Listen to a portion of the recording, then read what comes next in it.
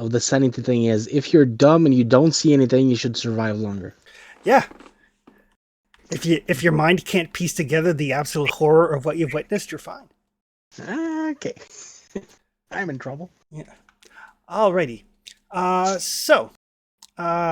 Session 2 of Masks of Nyarlathotep uh, in Peru. The prelude to the actual campaign.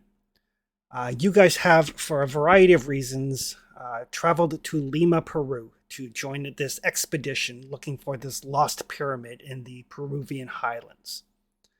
The explorer who has organized this, a gentleman named Augustus Larkin, has essentially promised you fame, recognition, monetary reward, things that would appeal to many people's baser natures. You've met with him. He's a kind of a thin, kind of like sallow-looking individual. Doesn't look like he's very healthy. Um, Sweats all the time, but paid for your hotel, is fronting the expedition, and generally seems very invested in finding this pyramid.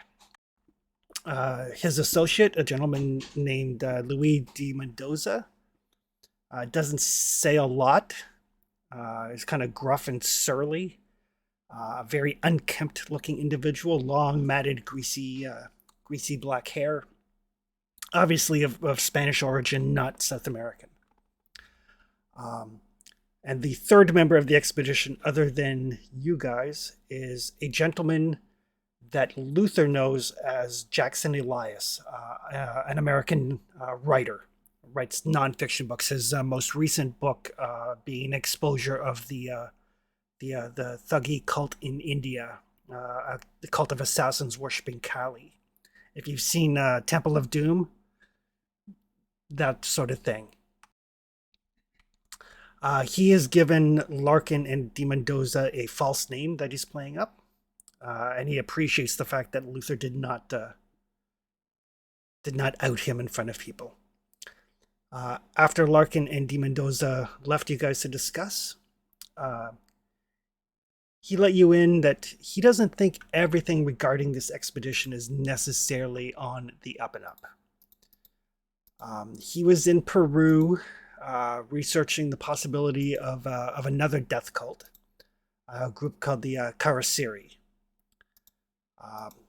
Myths and legends in the Peruvian highlands say that the Karasiri are white-faced evil men who attack Peruvian farmers and shepherds and suck out their fat. You're basically vampire type story. He believes that these Karasiri are a cult, a death cult, and the stories and rumors going all the way back to the conquistadors, to like the 1500s. So he's very interested in finding out if somehow this cult has survived in the highlands for the last 400 years, 450 years. During his investigations, he found out about Larkin and De Mendoza and their expedition, and he has kind of joined up with them. He did let you know that one of the reasons he is suspect is there's a professor at the university, Professor Sanchez, who is he's a renowned expert on Peruvian and Bolivian history, and he tried to join the expedition and was rebuffed multiple times, which doesn't strike Elias as being something you would do. Like, if you're going on an expedition, you kind of want experts with you. So he arranged for you guys to accompany him to the university, to the Museum of Anthropology and Archaeology. You did a little bit of research in the library, flashing some credentials and some good old American cash around. Met with Sanchez. Sanchez seems to think that Larkin simply wants to loot the tomb. He's a grave robber, nothing more. And the Peruvian government is okay with this sort of thing. Sanchez is not. His hope is to try to find the pyramid first. And he has had a research assistant, an intern named Trinidad Rizzo, doing some research. She was expected to meet with you as well.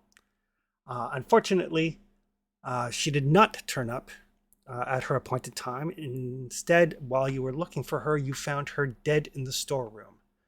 A large circular wound on her pectoral muscle, her body withered, desiccated almost.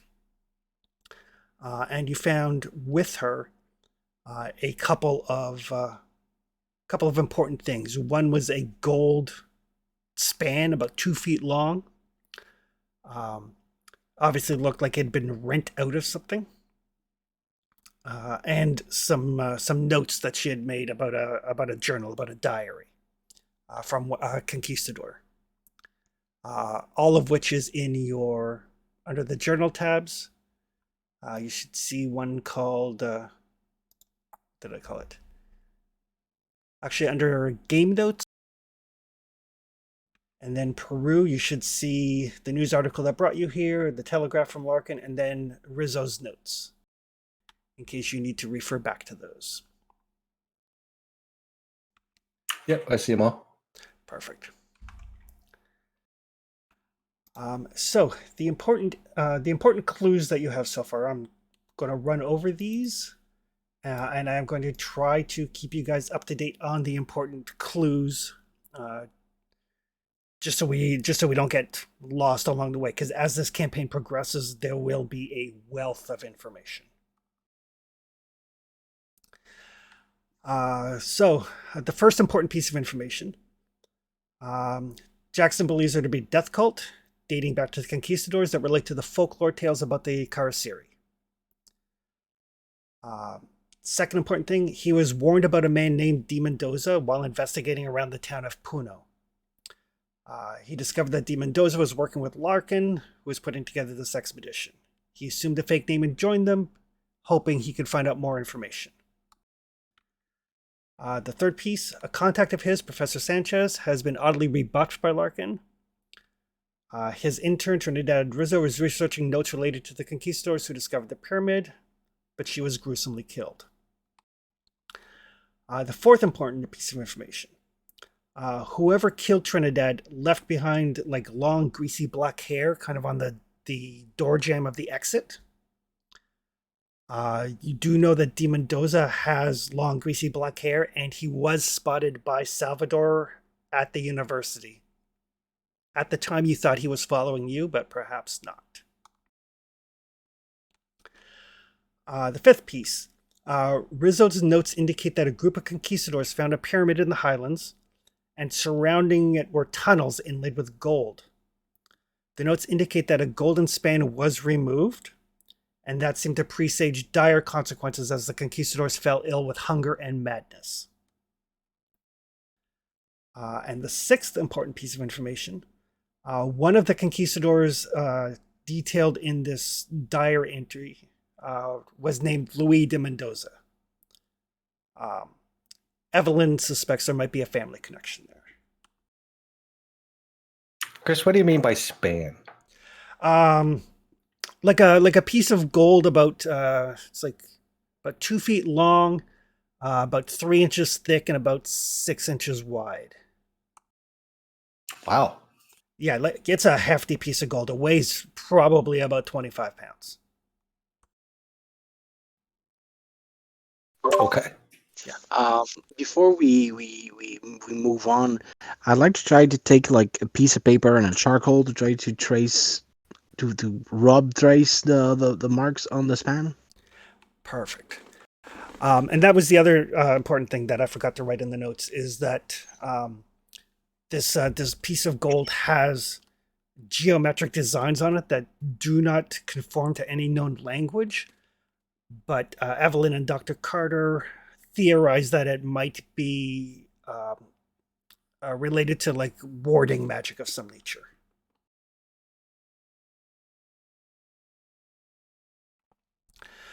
So as Dr. Carter kind of takes out his paper and his charcoal, starts getting some rubbings of the things, is when you guys hear a scream from upstairs.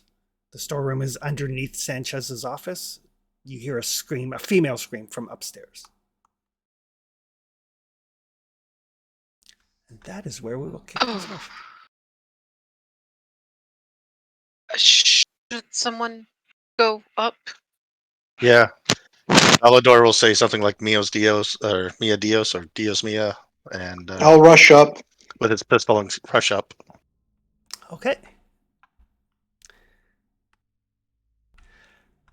So as the two of you rush up, you see, you rush up down this hallway to the stairs and then up the stairs. And there's a commotion. It's not hard to see that you see a group of people kind of standing around what looks like a female body. Like people are already applying first aid and things. The general gist of things since Volador speaks Spanish fluently is the general first aid. Somebody get the police. Somebody find a doctor. Apply pressure. The first aid is happening, treating some sort of wound.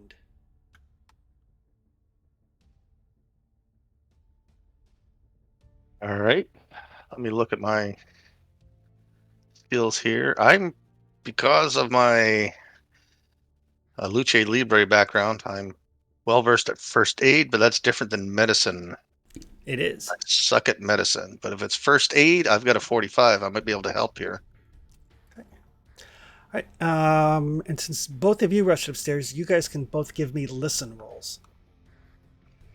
I have a 60 in first aid too, so I can help in that, but not medicine.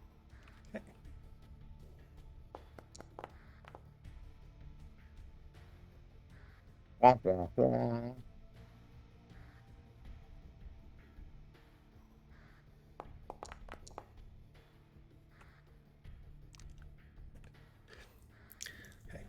So as you guys are looking, it looks like this woman, it appears to be a stab wound.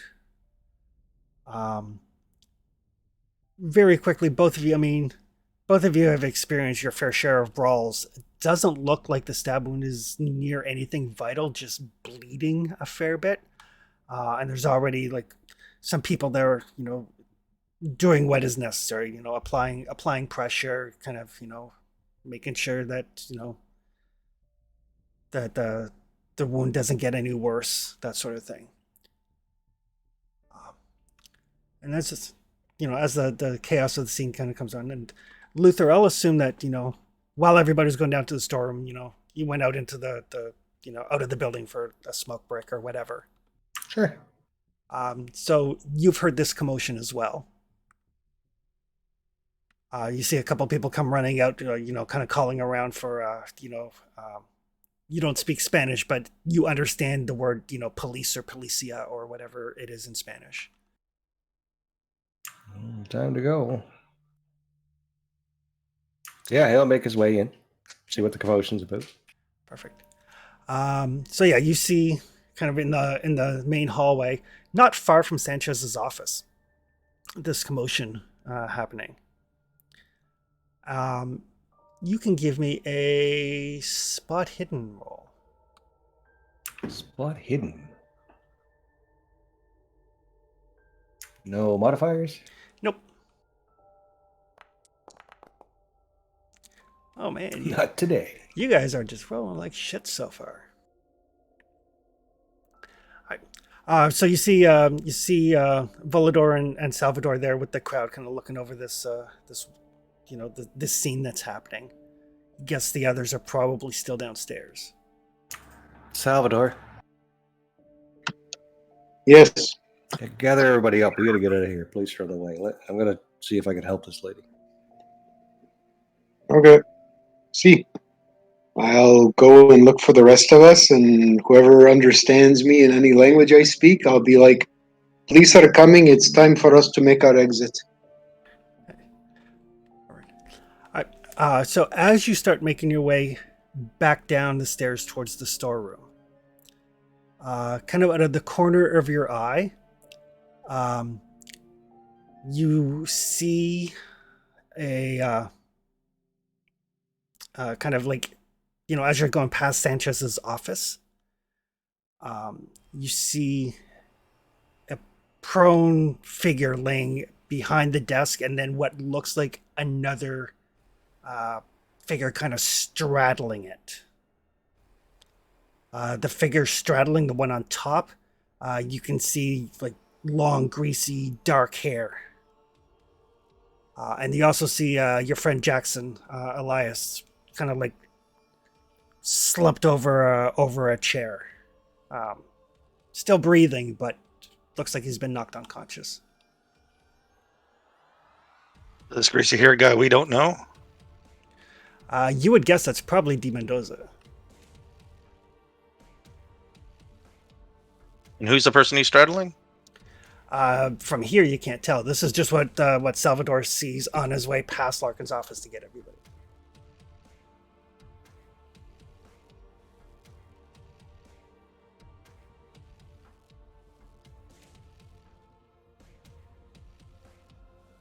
While they're deciding, I'll try to do first aid on the lady. Okay. It looks like it's relatively under control, but give me a first aid roll. I just happen to be good at it, so I might as well try.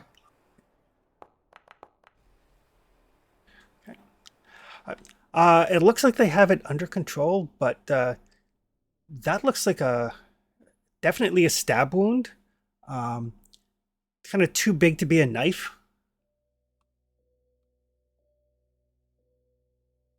Like a poker? You got a really good success. Probably a sword. Okay. Is anyone carrying a sword? Kind of look around. Nope. Bark out some, hey, keep pressure and all that kind of stuff that you're doing already, and go check on my friends. Okay. Salvatore. I'm gonna pause when I see the greasy figure, and I'm gonna yell, "Hey, what the heck are you doing?" Okay. All right. So this figure kind of turns from from what it's doing, and kind of looks at you, and its face is not remotely human. Where its face should be, it looks like it's just a giant circular maw with these ringed teeth like a lamprey eel, dripping blood. Make a sanity roll.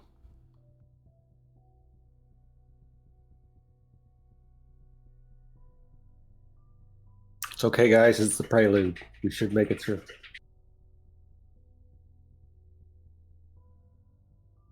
Most of us. Sorry, Chris. How do I roll the sanity again? If you just click up the top where it says sanity, it should roll it for you.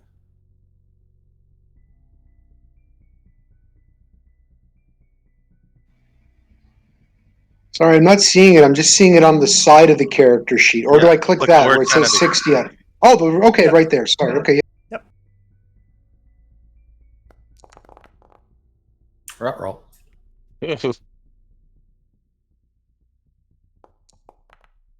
Oof. So that's going to be 6 sanity loss. And this time we'll remember to make an intelligence check. How close I am to this guy? You're probably like 15 feet, maybe, from Salvador, who's kind of stopped at the doorway to Sanchez's office.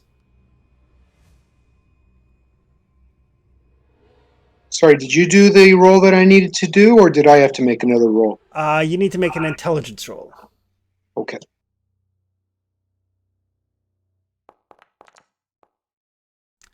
Okay. Uh-oh. Uh-oh. So you lose 6 points of sanity.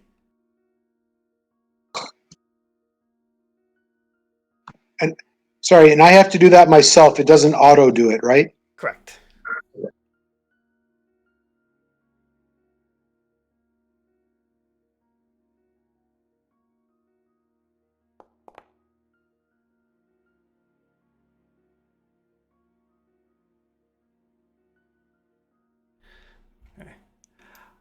Okay. So as you're making your way down, and this thing turns and looks at you, blood dripping from its maw, and it kind of hisses at you. Um, you let out a scream of just abject horror, and you take off running. So Salvador and Luther, you hear this scream, and then you see Salvador just running. On the plus side, it does look like he's running towards where he knows his friends are, which is down in the storeroom, but he's just bolting. It scares a 7-foot tall boxer. Well, whatever it does is a good thing I have my gun, so I'm going in to find out. Right behind you. So as you guys go around the corner to the office, and Carter and Evelyn, you would have heard that scream as well. A very Second scream. yeah, the second scream, a very like kind of deep, manly scream. But definitely Oh, sweet baby Jesus. definitely a scream of horror. Is the university under attack, or am I not understanding this situation at all? Something sounds like it's under attack. Can't even think around here. This place is crazy. But Luther and Volador, you guys can give me sanity rolls. I have a solid 30 sanity. Okay. What could possibly go wrong? Hey, has anybody ever lost a character in a prelude? We're about to find out. I don't know what. I don't know what that. This is the first time I've seen the double skulls. Well done. I see you're borrowing my dice tonight. So, Second one for the team. I'm so sorry. the double skulls mean that it is a fumble. Uh-oh. Which means you take maximum sanity loss, which is 6. All right, that's a lot. And an intelligence check.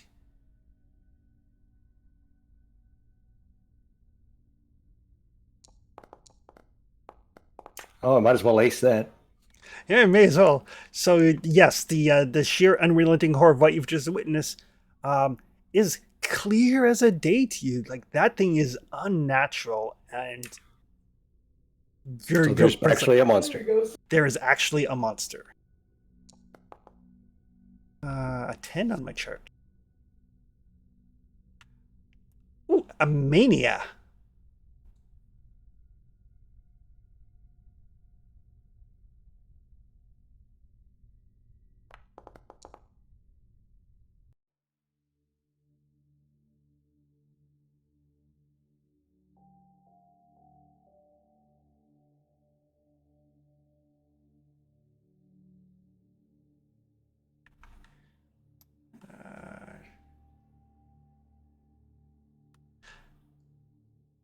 Just deciding which of these is most appropriate.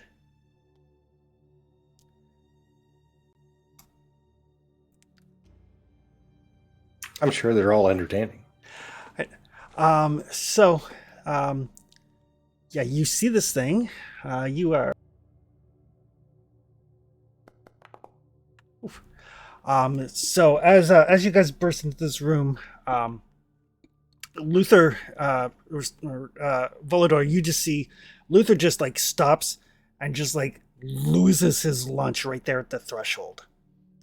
As this thing is like looking at the two of you, and the blood and what you're guessing is liquefied human fat is just dripping from that mouth.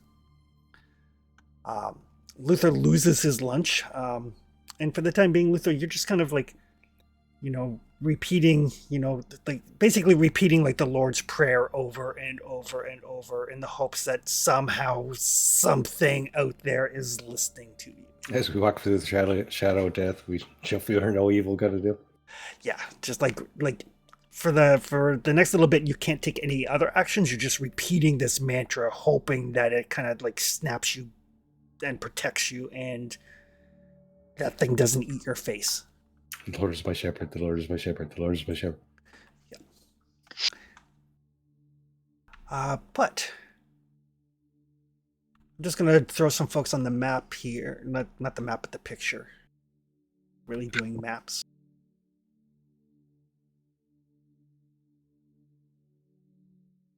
One batch, two batch, penny and dime. Yeah.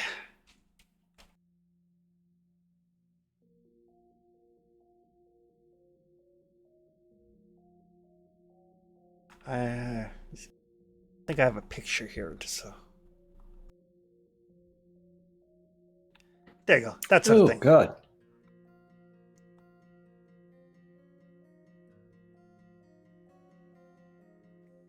That's sexy.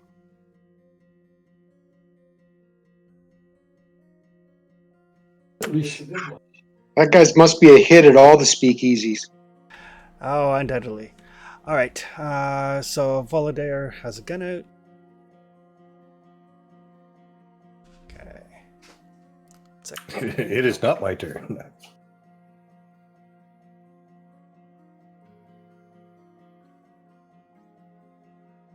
Okay. Volodor, you are up. I'm gonna empty that green gun into this monster I just saw. Okay. So I realize this is our first time doing combat for this. So what you're going to want to do is mouse over your target and then hit T.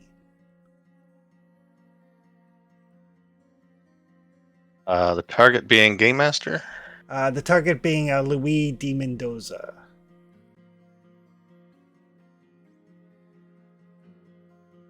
Hey, Game Master was overwriting. I'm sorry. Yeah. So you should be able to target him. Perfect. And then on your character sheet, if you go to combat. 38 revolver. Yep. And you'll see one of the options. Actually, it doesn't. So you can fire this up to 3 times a round. If you fire it more than once, then each of your 3 shots is going to have a penalty dice. No, I'll just fire it the once. Okay, perfect.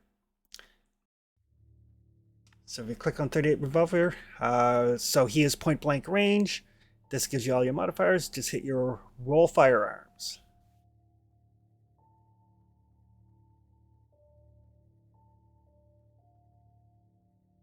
Under combat or? On the chat, did you see a little chat thing that popped up that says like 38 Oh yeah, I revolver? did. Sorry. Yep.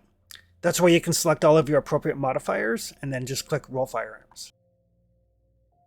That is a failure. Just anyway. You could spend 51 luck if you want to succeed. How much luck do I have?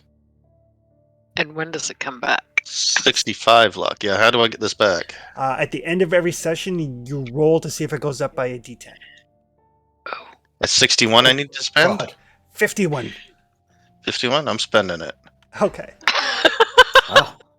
I don't want to hand-to-hand combat this thing. Okay, so if you click on the thing to expand your dice roll. Hey, big spender. Shaving his Kerm. Yeah. So you should see down at the bottom, it should say spend 51 luck to pass.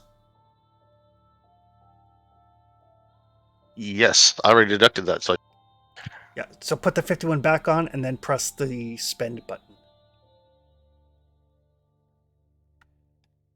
New Foundry system for us, folks. There we go. Perfect. There we go. And there you go. Then you roll your damage. There's a lot of automation built into this. All right. So a shot rings out. And everybody hears that. yeah, because it's a revolver. There's no silencer on this thing. There is no silencer. All right. Dr. Carter, you hear a gunshot from upstairs. Well, this is it. We're really on the result. Damn it. I am not inclined to go toward the sounds of guns, usually. I think we should reach a safe space. see if we can find the authority. I think I'm just left with Evelyn. Evelyn Yep. and Alvin is here as well. But, Jaime will join in when he can, if he can. So we'll say that Alvin is gonna make his way to the fight, Okay. bringing out his gun in the process. That was a Uh, gunshot. yes.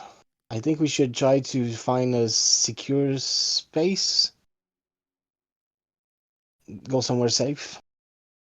Yes, please. Because they seems to be really either under attack or something else. This came from upstairs, so yes, Chris. Yes. Okay, so let's stay away from that and go try to reach the front of the building. We'll see if we can get someone to call the police. So I'll try to steer away from the gun noise and securely make our way to like the front desk or something like. Okay. Evelyn will go with him. She's going to clutch her cane in one hand and clutch his arm with her other hand, Yep. trying to move quickly. Okay. And I'm trying to secure a path where I avoid the commotion. Or we avoid getting shot. Yep. All right. Luis. Luis is gonna yell out in pain. Apparently, the bullet does have an effect, and he's gonna launch himself at Volador. All right, and hand it is. That's the name of the conquistador. It is. Yes. Yes, yes. I wonder if it's a coincidence. Evelyn tried to tell people that last time, but they thought she was crazy. So you should see a pop up there, Trevor. And one of your options should be you can dodge or you can fight back. I see fighting, and I see stuff that's so white I can't see what it actually says. Yeah. So one of those options will be fight back, which is basically if whoever wins the fight does their damage, or you can try to dodge, which will roll your dodge skill to try to get out of the way. I do not have that pop up. It says advantage, disadvantage, outnumbered, and surprise. Oh, okay. Now you should. Do you see another one now? Yes. So you can choose fighting back. Ooh, he got an extreme success. Yeah, I'm gonna fight back. Okay. It says knife or unarmed. I guess we'll go with unarmed because I haven't pulled my knife yet. Okay.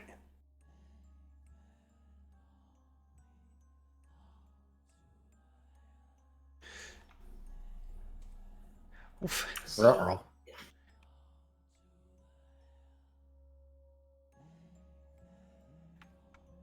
9 damage. Oh my god. Yep. Max damage because he got an extreme success. Constitution check.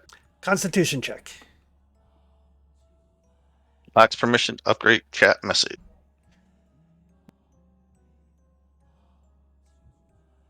Right. So you fall unconscious.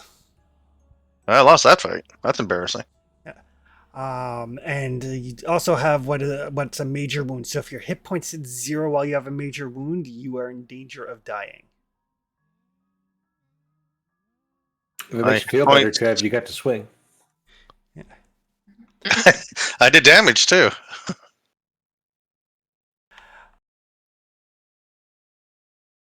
All right. The good news is, Salvador, is I only rolled 1 on the d10 for the number of rounds that you were running in panic. So between the gunshot and the thumping and everything behind you, you're like partway down the hallway, and you're kind of torn. You've got friends down below, you've got friends behind you. You heard the gunshot behind you. Your friends are probably in the thick of things. Control of your character passes back over to you.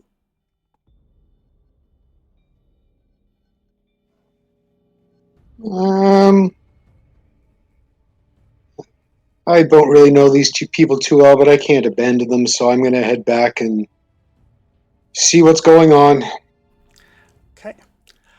So you kind of turn around, and it looks like the lamprey faced thing that was Luis de Mendoza has basically just like slammed its fist into Volador, dropping him. Luther is just chanting the Lord's Prayer to himself, oblivious to what's actually going on. But De Mendoza does not seem to have noticed you. He seems completely fixated on Volador as this mouth kind of opens and this like piercing tongue kind of like licks its lips, for lack of a better term. That's gross. No, he's actually attacking a friend of mine because I actually know Volador. So I'm going to go help my amigo. Okay, perfect. All right. So if you mouse over the token for De Mendoza and hit T, it will target him.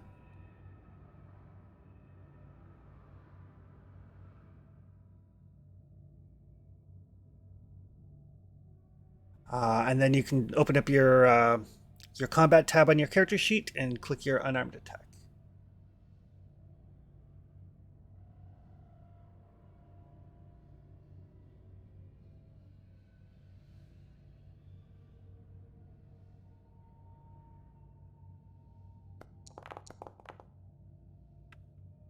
God damn it.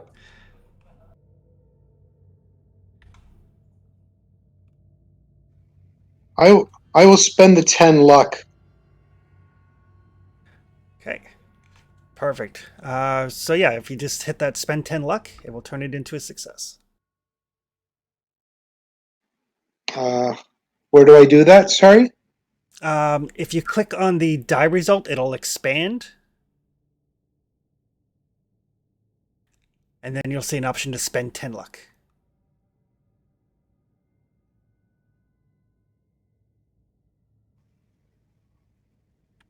So like When I did that, it just says it says tens dice. yeah, if you scroll down a little bit, you should see tens dice, 1 unit die, and then spend 10 luck to pass. Ah, okay, yeah, I see it. Thank you.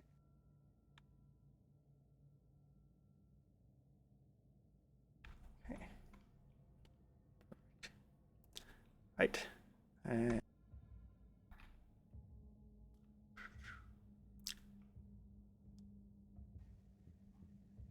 And sorry, did my character sheet automatically deduct the 10 from my luck? Because I don't remember. It did, yeah.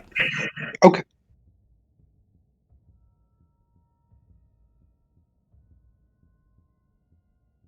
Okay, perfect. So yeah, so you connect with De Mendoza. He feels squishy.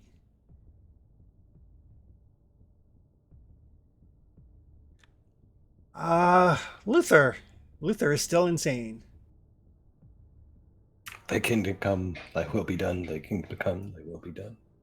You don't remember that prayer at all, do you? I looked it up. Our Father who art in heaven, hallowed be thy name. Thy kingdom come, thy will be done, as earth it is in heaven. Give us this day our daily bread, and forgive us our trespasses, as we forgive those who trespass against us. Lead us not into temptation, but deliver us from. That's as much as I can remember from church like 40 years ago. And deliver us from evil, for thine is the kingdom, the power, and the glory, something, something, amen. Forever and ever. Yeah. I'm crazy. I'm just saying the 4 words over. Let me do my RP my way. Oh, so judgy. So Evelyn and Dr. Carter are making their way to safety. Yep. Mm-hmm.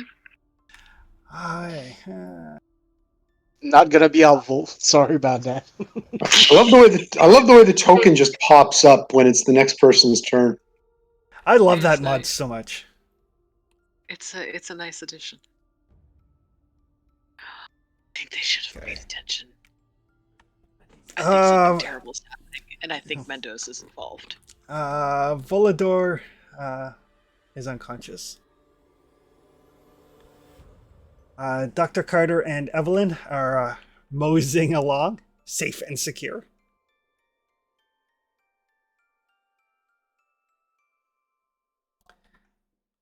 Yep, this is feeling like Cthulhu already. Come here. right? But I feel like safe and secure, they need to have quotes around them because it's Cthulhu. There's no safe or secure in this game.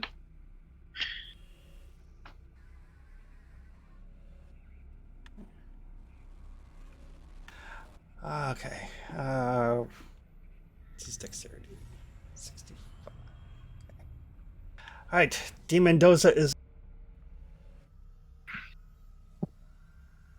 Salvador has just punched him. So he's going to turn his attention that way, thus probably saving Volabor's life.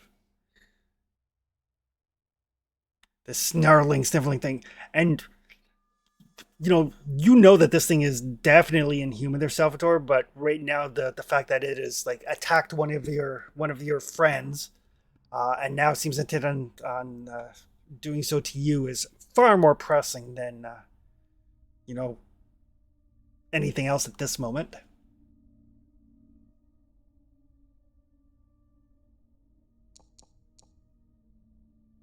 All right, so in the chat there, Mark, you should see an option for should say like advantage, disadvantage, dodging, no response, fighting back, and maneuvering. Yep. Yep. So dodging is if you want to roll your dodge skill to get out of the way. No response is if you're like, yeah, I can take it.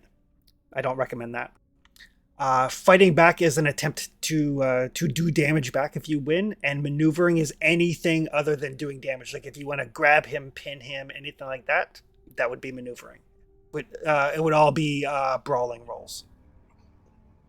So fighting. So what's the advantage? So if I do fighting back, does that mean I'm getting basically a free attack at the cost of being hit? He is hitting you. Yep. The way they do it in order to speed up melee combat is both people can roll, and whoever wins the roll is the one who inflicts damage. Okay, but I haven't done damage yet? You did on your turn. I did, okay. Yep. I'm just saying, is there an advantage? So the advantage to fighting back is basically the extra possibility of an attack or damage. Right. Or you could do a maneuver to try to pin him or disarm him or anything of that nature. I like the idea of the maneuver to try to pin him. Perfect. So if you just click the maneuvering button.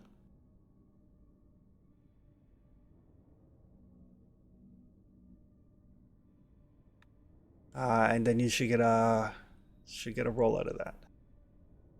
There you go. So click the fighting brawl and then it'll make a roll. Ooh, extreme success. Extreme success. Perfect. So what would you like to do for your maneuver?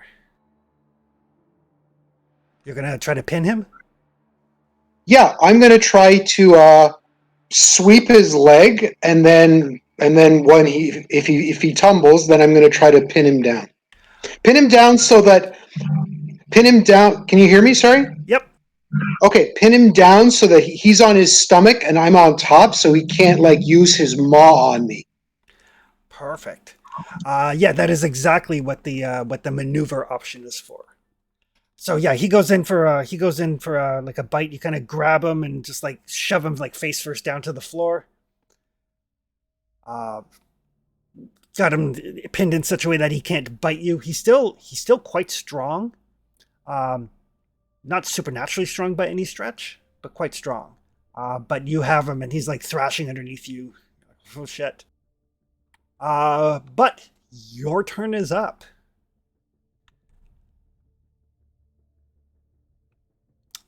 So in this circumstance, basically, you're gonna get a bonus die on whatever you attempt to do to him, which would be an advantage option. So if you want to try to shove his face into the floor hard or something like that. Oh, do I get to do that now? Yeah, it's your turn. You pinned him on his turn. Oh, right. Okay. Yeah, I'm going to basically try to ram it face first into the floor repeatedly to try to knock it unconscious or kill it, because it's not human to me, or it's not natural to me. Right. Perfect. So under your combat tab, rather than rolling the skill, roll where it says unarmed. Under melee weapons.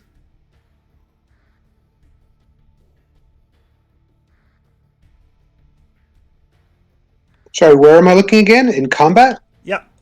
Under your large knife, there is unarmed. Just click unarmed. Yep. And then click the advantage button since you have a bonus die because he is pinned. Sorry, where's the advantage button? On the chat card, it says advantage, disadvantage. Yep, I see it. Yep. It's giving me the red circle. Yeah, that means it's activated. And then click Fighting Brawl.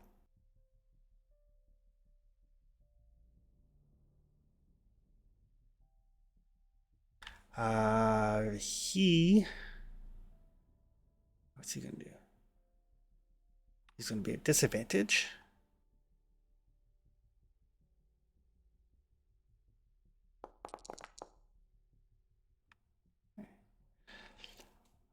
So he's gonna take more damage. So if you just click roll damage, it'll do all that for you.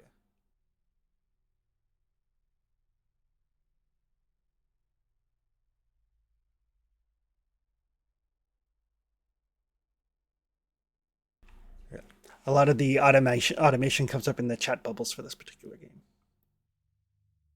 Yeah, it's a little bit different than what we're used to. Sorry, did I roll? Because it gave me an error message when I clicked roll damage. It's very weird. I will roll it for you. It gave me that red box or whatever of like whatever.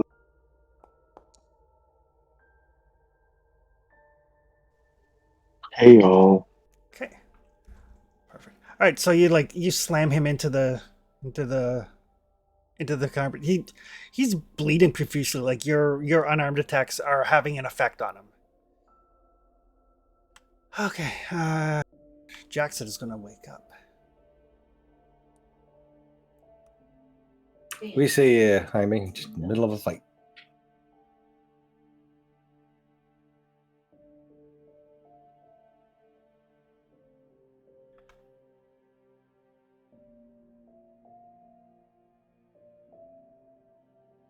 That should do what I wanted to do.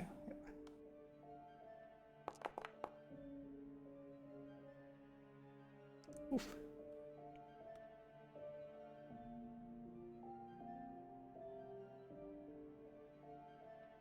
Right. So Elias kind of stumbles to his feet where he's been knocked unconscious and just sees what's going on, sees you've got Mendoza kind of pinned down there. Just backs up a step or two and then runs and just brings a size 12 foot right into Mendoza's face. Because rolled an extreme success. Mendoza lets out a grunt. He's badly injured now. Luther, still insane. Evelyn and Dr. Carter continue to make their way to safety.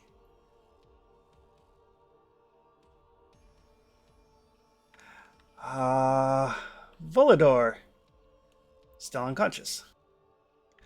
Dr. Carter, so I'm going to say you and Evelyn now have basically gotten out to where a crowd has kind of gathered, outside the museum building. You've heard a gunshot at the very least, and probably the sounds of a scuffle.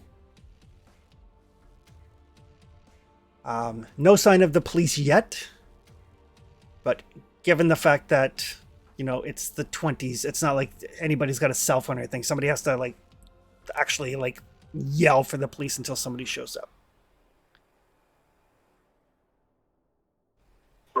But it feels like somebody has already started the procedure that will lead to police eventually. Yes, there is a cacophony. Okay, good. Gotta try to keep Miss Evelyn safe and keep a bit of crowd between us and whatever is happening. Perfect. Right. Sec. Right.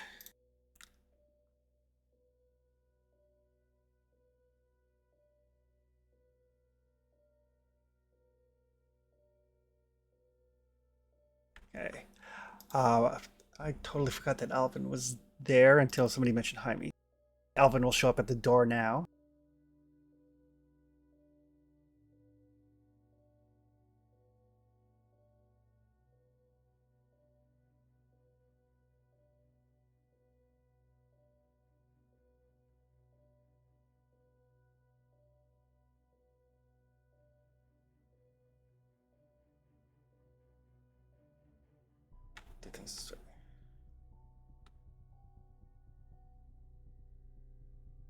There we go. That's what I'm doing.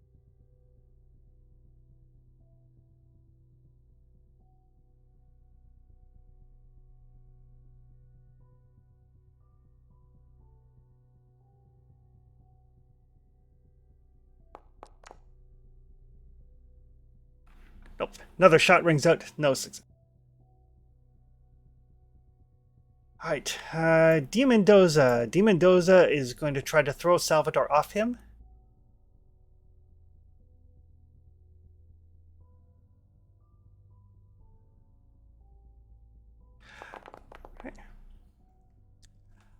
Failure. So, Mark, you have an option of fighting back if you would like to try to inflict damage upon D. Mendoza as he's trying to escape your grasp.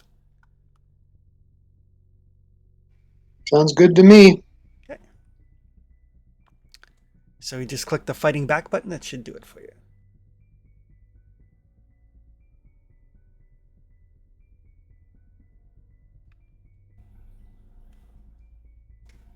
Ooh, an extreme success.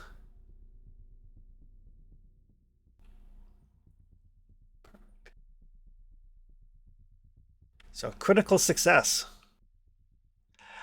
So as he's trying to struggle here, Salvatore, how would you like to do this? Nice. Badass. I'm going to keep it pretty simple. I figure, coming from a violent boxing background and all, I'm just going to keep repeatedly bashing its head face into the floor. At some point, I might turn it over if I think it'll be worth it, and then I would just probably from the trauma and stuff, I might actually just start wailing on it with my fists until either someone pulls me off or I calm down and I think that it's just nothing but like mushy goo on the floor and on my hands. So I figure he's got some temper anger issues too naturally. So this didn't help that. That is very true.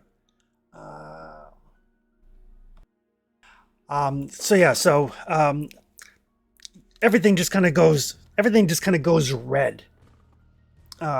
For a brief moment, you finally, when you come to, like, somebody is shaking you.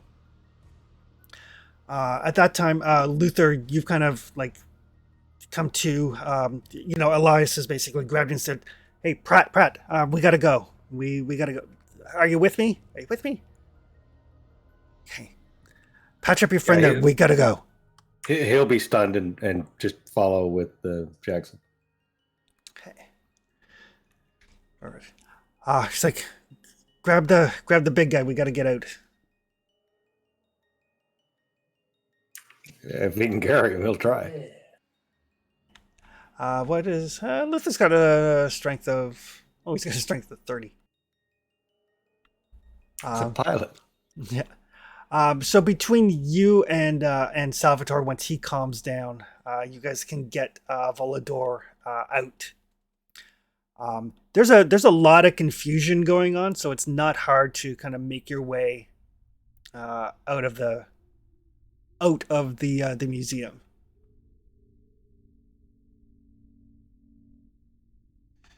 And with that, you guys have mostly survived your first combat.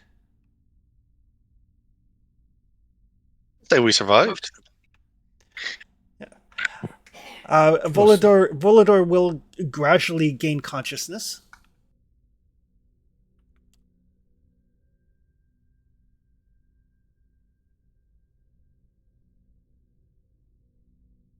Although he is badly hurt. Somebody needs to do first aid on him within like an hour. I can try. Assuming I'm like even mobilatory. You are. You were out of it for like 9 rounds, but by the time Salvatore has finished kind of like pummeling Di Mendoza into the carpet, and Elias has kind of gotten you guys around and like moving and out the door.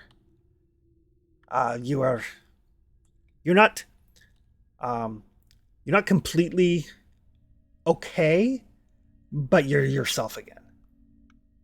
You have control of your character. Okay, did I pick a mania up from that? You temporarily have what's it called? Because you only got a temporary insanity. You didn't get like an indefinite insanity.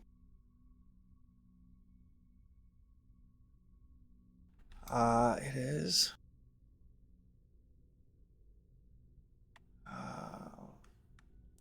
Can't remember the name of it now. Monomania. Abnormal obsession with a single thought or idea. So, I mean, it will manifest differently should it crop up again. All right. So basically, the way it works for both you and Salvatore, once you snap out of your bout of madness, you still have this underlying sense of unease. So if either of you lose even a single other point of sanity until you've had a chance to rest someplace safe, you will automatically have another bout of madness. Your underlying insanity also means like your mania is not in full effect, but you can roleplay it up to some extent. You're under control, but you still you're kind of obsessed with like single thoughts or single ideas at a time.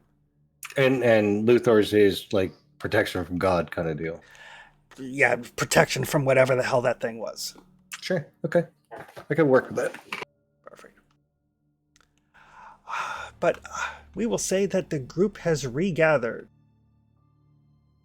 a safe distance away from the university. While we were outside, I was trying to locate the professor. We were in the same. We came to see if he was outside. Yeah. He was not outside. He was still in his office. That guy had a crazy mask. Don't think it was a mask. What, are you crazy?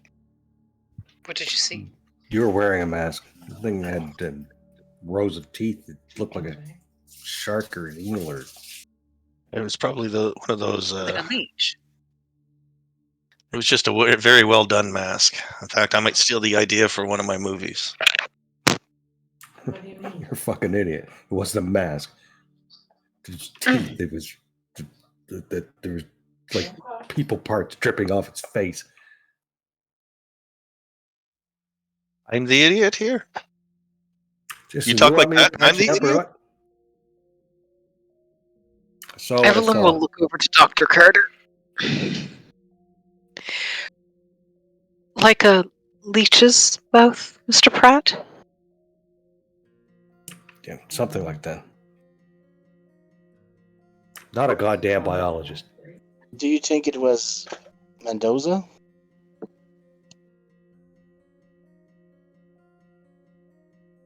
Evelyn will lean closer to Carter. I think it was Mendoza. What the heck happened to him?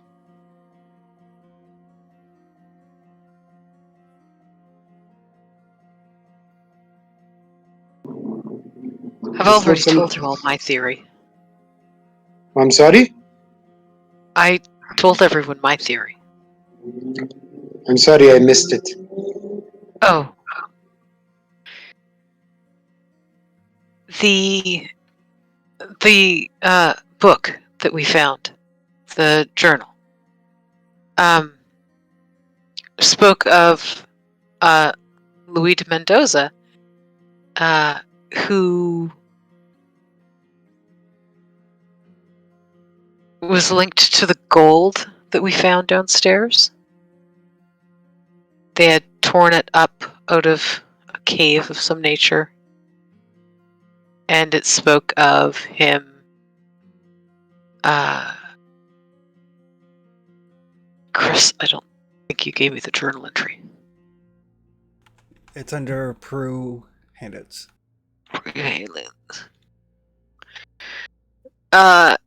It spoke of him and his companions complaining of an agonizing hunger, and that de Mendoza caught up with the person who wrote the journal and tried to devour him like a human leech.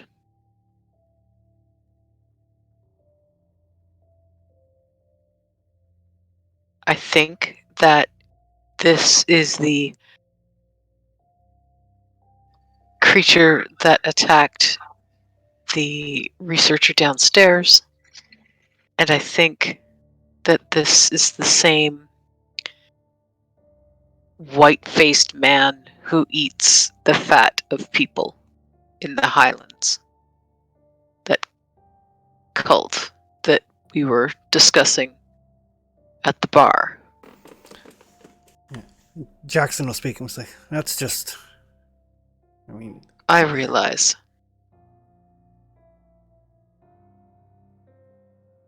That doesn't change the fact that it fits the facts.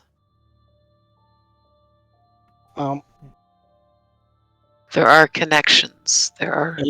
Initially, we were going downstairs to find the researchers for the doctor. We never did come back to tell him what happened. Maybe we should give him a call. We should call upon him, yes, and let him know. well, Maybe he can answer some question, but we did never come back. But there was some shots fired, some people screaming and being stabbed. I didn't feel comfortable to go back to his office. yeah. Well, I was talking with Professor Sanchez. Heard the scream. Something hit me, and then the fight broke out. I was so worried about getting you guys out that I didn't even think to check on Professor Sanchez.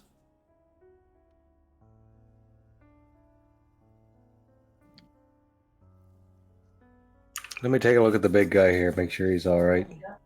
Okay. Should I try to give him a call? We can. If somebody's brave enough, we can go check his office.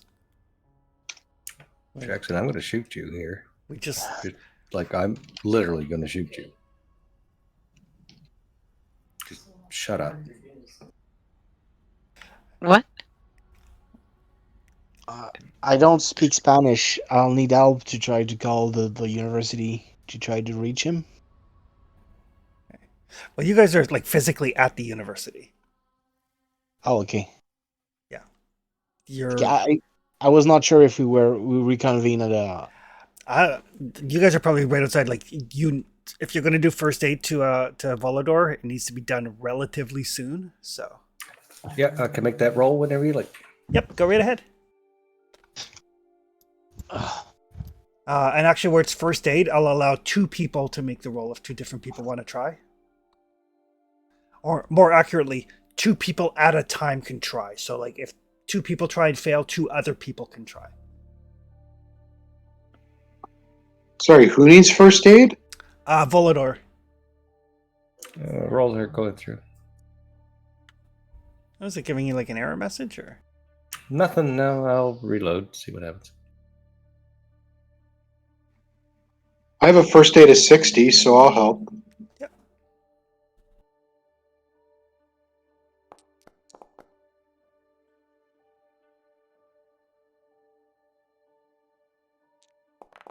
Yeah, I rolled that down. There we go.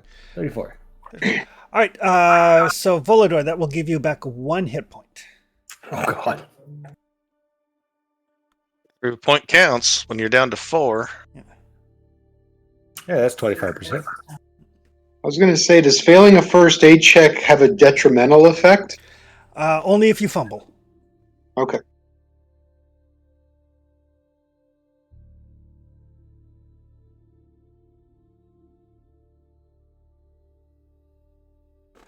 All right. So you bandaged up. Essentially, Trevor, just so you know, as long as you have that major wound, if your hit points drop to 0, you are in danger of dying. All right. How do we get rid of this wound? At the end of each week of game time. Oh, God. Awesome. So, I would suggest those of you with first aid stock up on some bandages and stuff. Yeah, I'm pretty the good at first aid. aid. I can do that too. Yeah. The downside is unless you check into a hospital, basically as long as you have a major wound, you're not going to naturally heal, and the best first aid can do is 1 point. Hey, you maxed out, Tony. We're going to get him to a hospital. Yeah. We need to warn the professor. Do you think there's still danger in the university right now? Whatever that thing was is dead now. Thanks to the big guy. Oh, I'm glad you could get rid of that. Thank you. I'll make a little bow and thank them directly. And German and French, you understood, if I remember well. Yes. Good. I'd like to go warn the professor. Okay. Anyone could escort me up to there?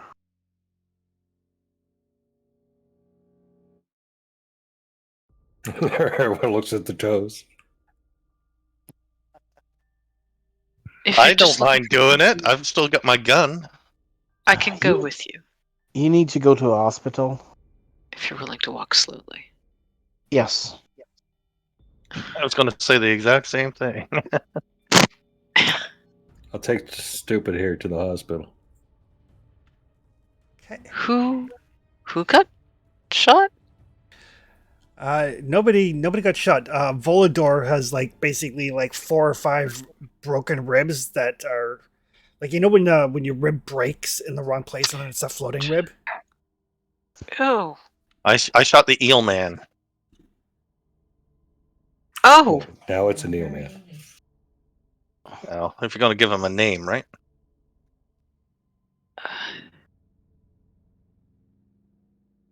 And you're going to take him to the hospital? Unless you want to take him to the hospital, but I don't think you can carry him. No, certainly not. I'll accompany Dr. Carter. We'll find. All right, man. Where would you like us to meet up? Back here or back at the hotel? I'd meet up Hotel? back at the hotel because once we leave this place, I'd rather not come back. All right. Come on, Matt. Whatever. We'll get you to the hospital. I will stoically try to walk under my own power. Okay. It's sore. Very sore. Not like I've never broken ribs before. I'll wait till he accepts help. Get well, my friend. Thank you. I will. I recover fast for an old man. All right. So, Dr. Carter and Evelyn are going to Professor Sanchez's office. Luther and Volador are going to the hospital. Where is Salvador going? I'm gonna go help get Volador to the hospital. He's my friend. Okay. Luther probably needs your help to kind of support him. Probably. Luther's not a big dude. I'll carry him. And the wrestler folks certainly are.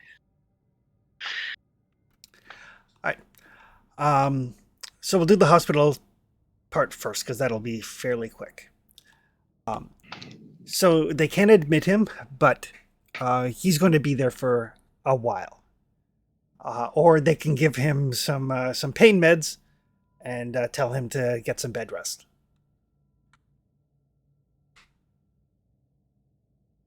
What's a while? At least a week.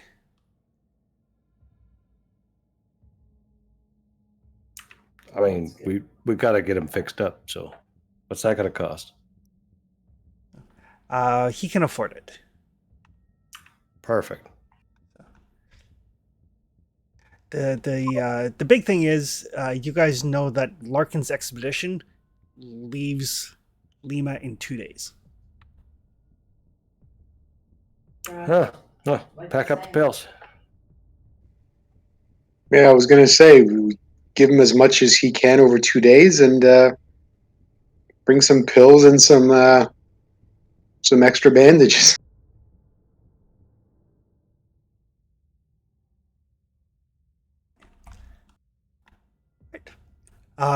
So they'll give you some. I mean, it's the 20s, right? Like, the pain medication is probably like, opium. Oh yeah, for sure. some laudanum. Here, have some cocaine in this Coca-Cola. Try not to take too much. We'll take that bag of white powder. I don't know what's in it. Just pass it over. It's fine. We got to get him moving. You are very close to Bolivia. Back across Peru in the 70s. I'm pretty sure the painkillers was opium too.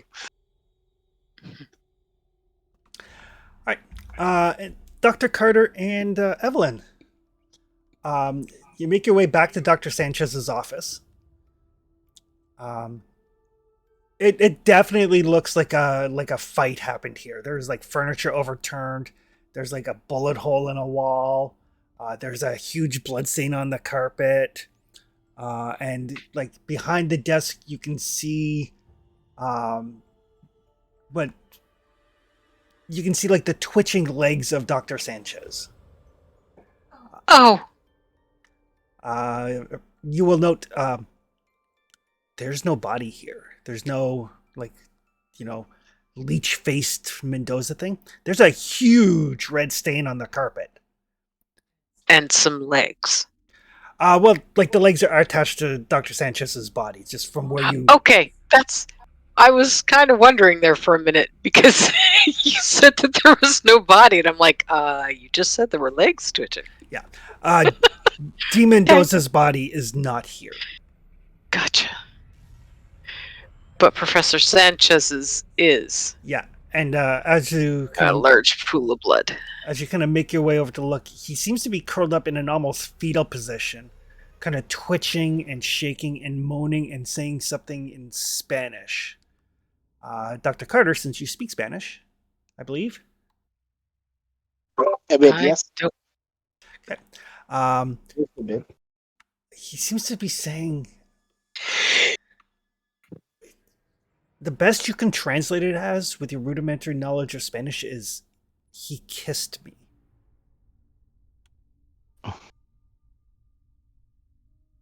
I'm gonna say it out loud in English, like puzzled. He's saying something about being kissed.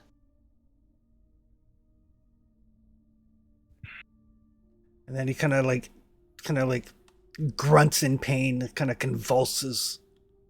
Oh. You said there was a bunch of blood? But the blood is from D. Mendoza, where Salvador just kind of pasted him all over the carpet. Did we cross path with anyone going through his office? No. So if I call for someone to call the medic, nobody's gonna hear me, from what I know.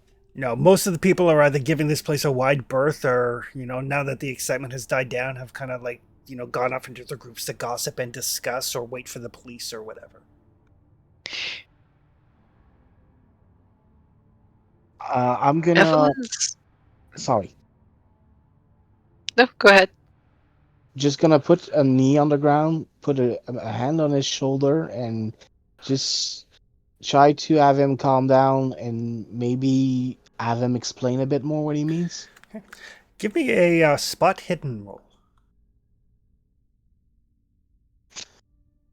Spot hidden.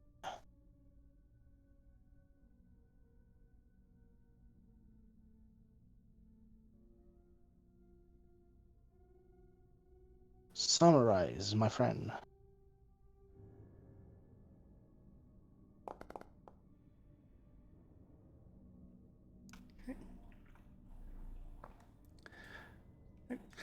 So as you put your hand on his shoulder, you notice he's got this kind of, like a slick white substance, kind of like around his lips, vaguely pearlescent. Would that be like slime or saliva? With your rudimentary medical knowledge, you're not sure. It doesn't look slimy, and it doesn't look like saliva. Okay. Looks kind of greasy. Professor Mendoza, what did this to you? And he kind of like looks at you. It's like, he, and then he like groans and convulses again, and you see this like fist-sized bump kind of move under his skin. Give me a sanity roll. Oh. He has some form of parasite. I'm gonna step a bit back. You need Some to form come of to parasite.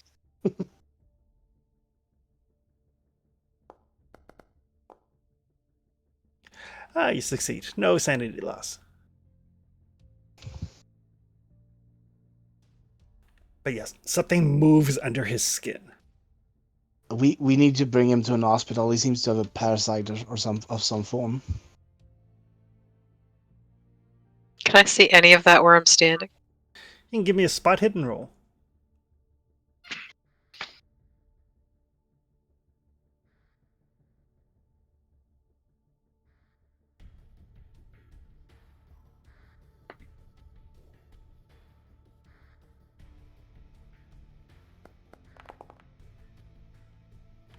No. Nope. Parasite? Yeah, I seen something under his skin, or not sure. Ah. And She'll. he has some kind of film. He says something has kissed him. If the whatever they have fought touched him, he might have passed on something to him. But With a I'm mildly disgusted look, Evelyn will raise a hand. I'll see if I can find someone and go back out into the hall Okay. to try to flag anybody down. Give me a luck roll. Oh, God. It's Call of Cthulhu. Nobody's lucky in this game.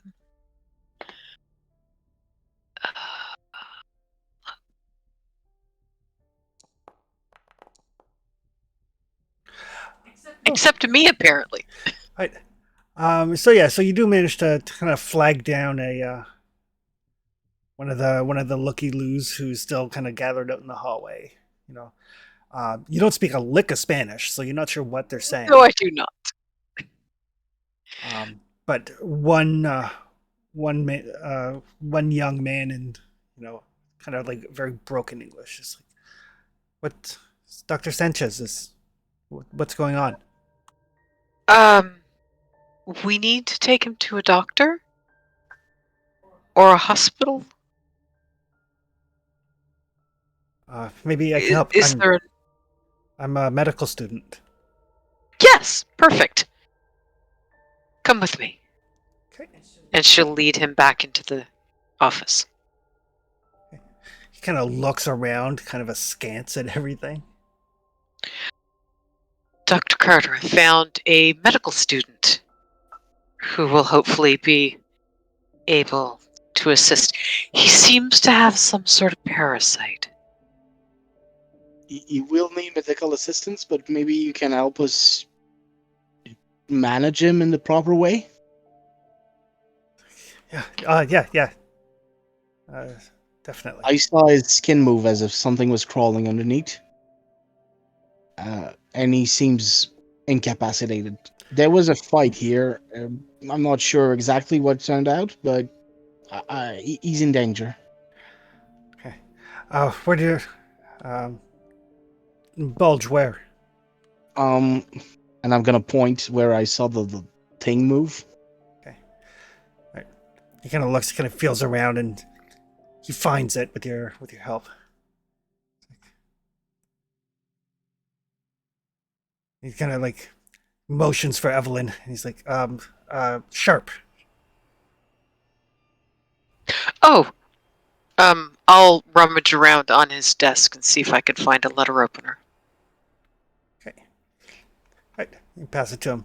He kind of like takes a deep breath, and he kind of puts his hand so like he's got like a finger and a thumb on like either side of this bulge, which you can see now, Evelyn, and it is moving. Evelyn takes a step or two back. You can give me a sanity roll. I don't want to be terribly close to that. Yeah, I don't want to be in a splash zone either. I'm gonna give it a little bit of space. I didn't bring a raincoat. Where? Oh, there's my sanity.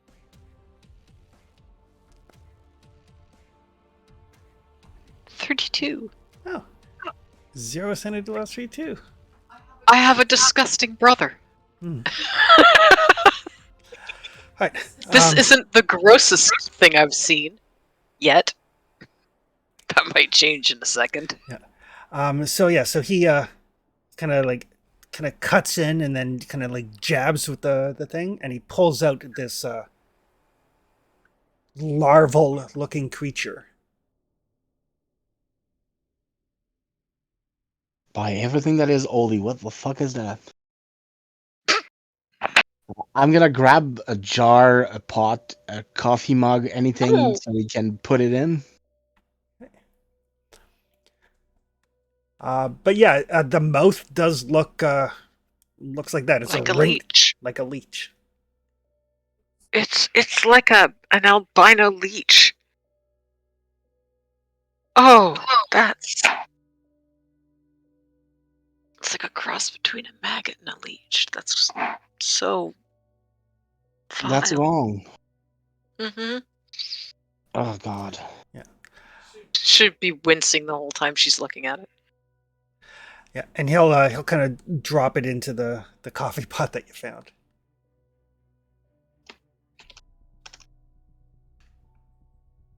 Gonna close it with like mashed paper or anything, like cork it up. Okay. Yeah, and it does seem like it's mobile, but it's mobile in like an inchwormy sort of way. Yeah.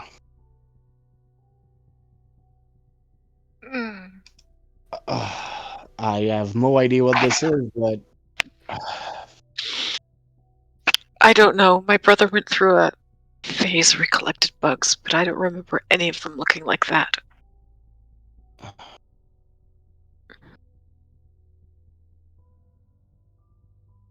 How do you big is recognize it, Chris? It's about the size of your thumb. Ah, jeez. The size of a leech, too. Gross. Okay. I'm gonna turn to the medical student.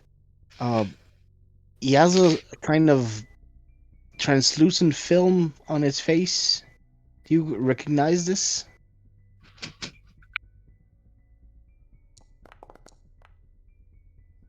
Not a clue. Okay.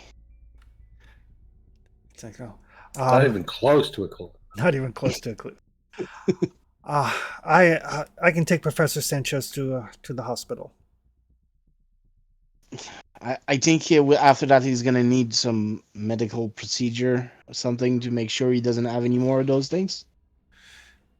I will let them know. I'm gonna look at Professor Sanchez. We're gonna take you to an hospital. See what they can do about all this. Yeah, Do you know what happened? he is very unconscious. Okay. But both of you can give me medicine rolls. Medicine? Medicine. I really need to get better at this. I'm not that kind I'm of a doctor. patient, not a student. I'm not that kind of doctor.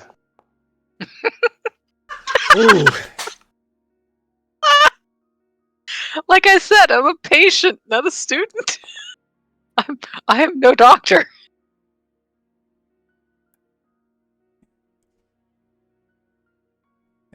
I'd be 45 luck to succeed on that test. Yeah, Yeah. I'm not that lucky. No.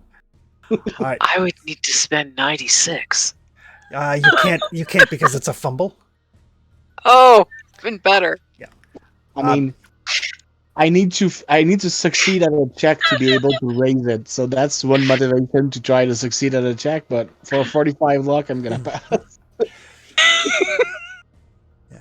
All right. But yes, this medical student will make sure Dr. Sanchez gets to the hospital.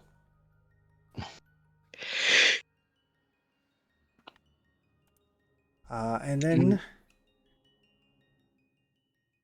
we will segue a couple of hours until you guys can all meet up again at the hotel.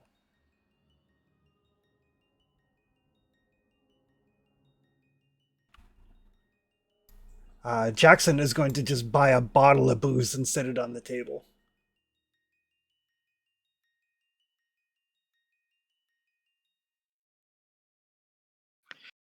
Could I have a shot of that, please? By all means. And Um, Evelyn will not even bother with a glass. She just reaches over, tips it up a bit, takes a swig, puts it back on the table. Thank you. I would say that was delightful, but it was really quite nasty.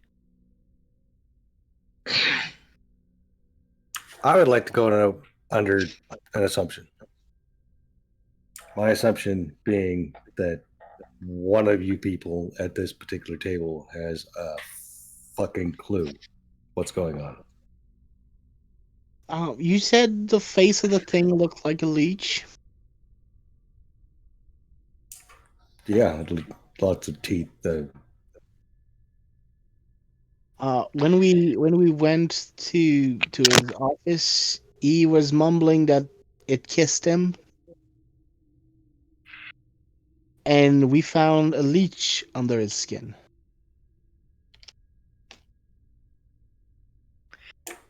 Okay. Evelyn looks so unimpressed.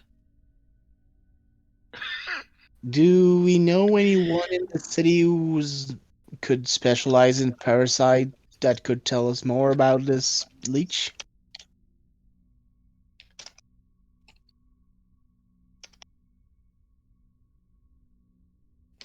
And he had some kind of film on his face. Don't think it was saliva, but it felt gross. Like grease Yeah, some kind or of animal transparent film. fat. Some kind of transparent film. It was not mucus. It was not saliva. I'm not sure what it was. Thinking Like about it, Evelyn? Yes. animal fat. Oh, you said something about the thing eating fat from its victims. I did. Twice. Yes. I'm not that kind of doctor. Uh, I am, well, not doctor, but yeah. this is my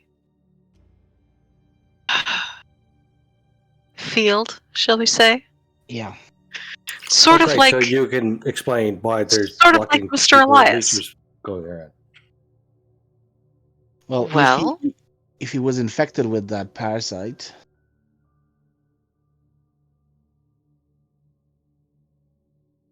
maybe he was trying to make more of itself.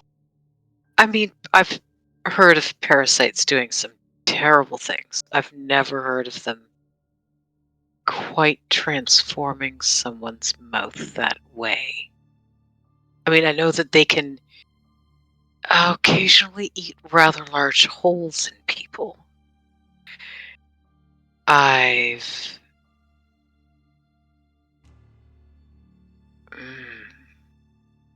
heard of terrible swelling, but I've never heard of someone taking on the physical characteristics of a parasite. Although that would explain a few things about some of my brother's friends.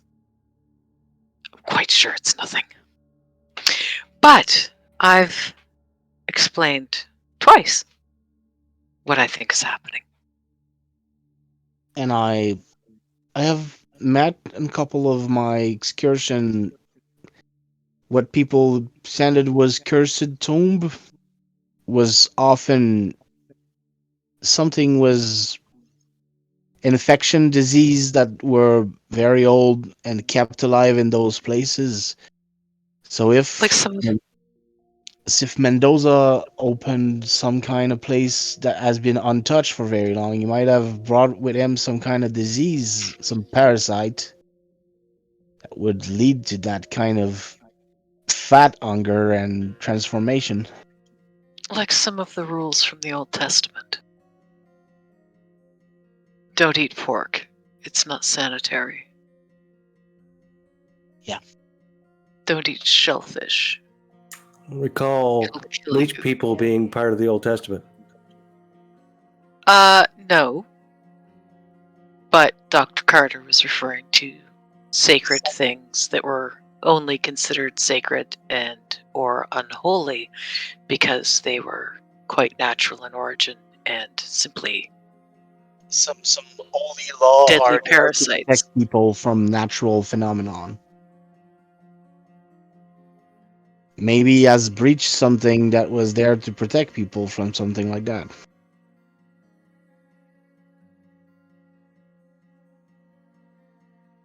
I uh, Yes, quite. Have a drink. It'll no, help. I don't think I need a drink at the moment. But what seems to be certain is that he kept enough of his consciousness to try to attack people who were a danger for the expedition. All the people we came for answer got attacked. And from what you told me, you beat him to a pulp. Was it in Mendoza's office?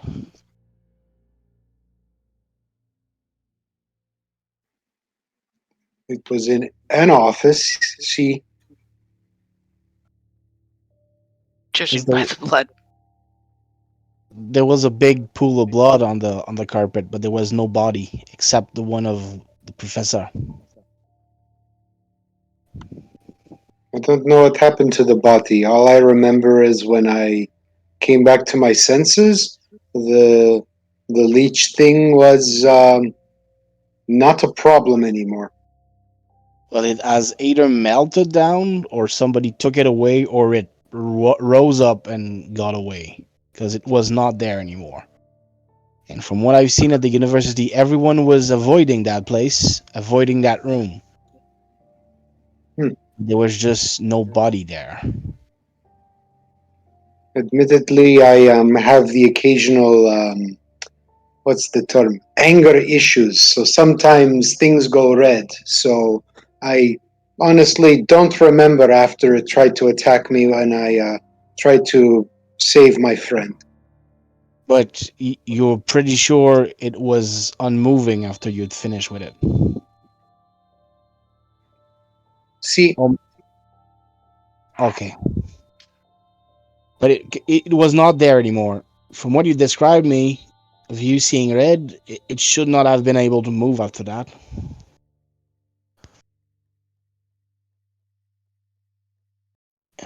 I mean, you said you shot him, pointing to. I didn't shoot him. I heard a gunshot which snapped me back to my senses. I came back to see the thing attacking Volador. So I shot him. I I so I went in and I subdued it long enough, and when it tried to attack me, I beat the ever living crap out of it. Apparently, But Voldor, you did shoot him. Yes, I shot him. Nothing should survive being shot by you and pummeled by you. That's my point. So either somebody grabbed the carcass or something unholy happened there and it just found a way to drag itself out of there. But I didn't see a pat of blood, just a pool of blood in the middle of the carpet. It's very tough. It took me out in like a split second. I shot it and it was on me.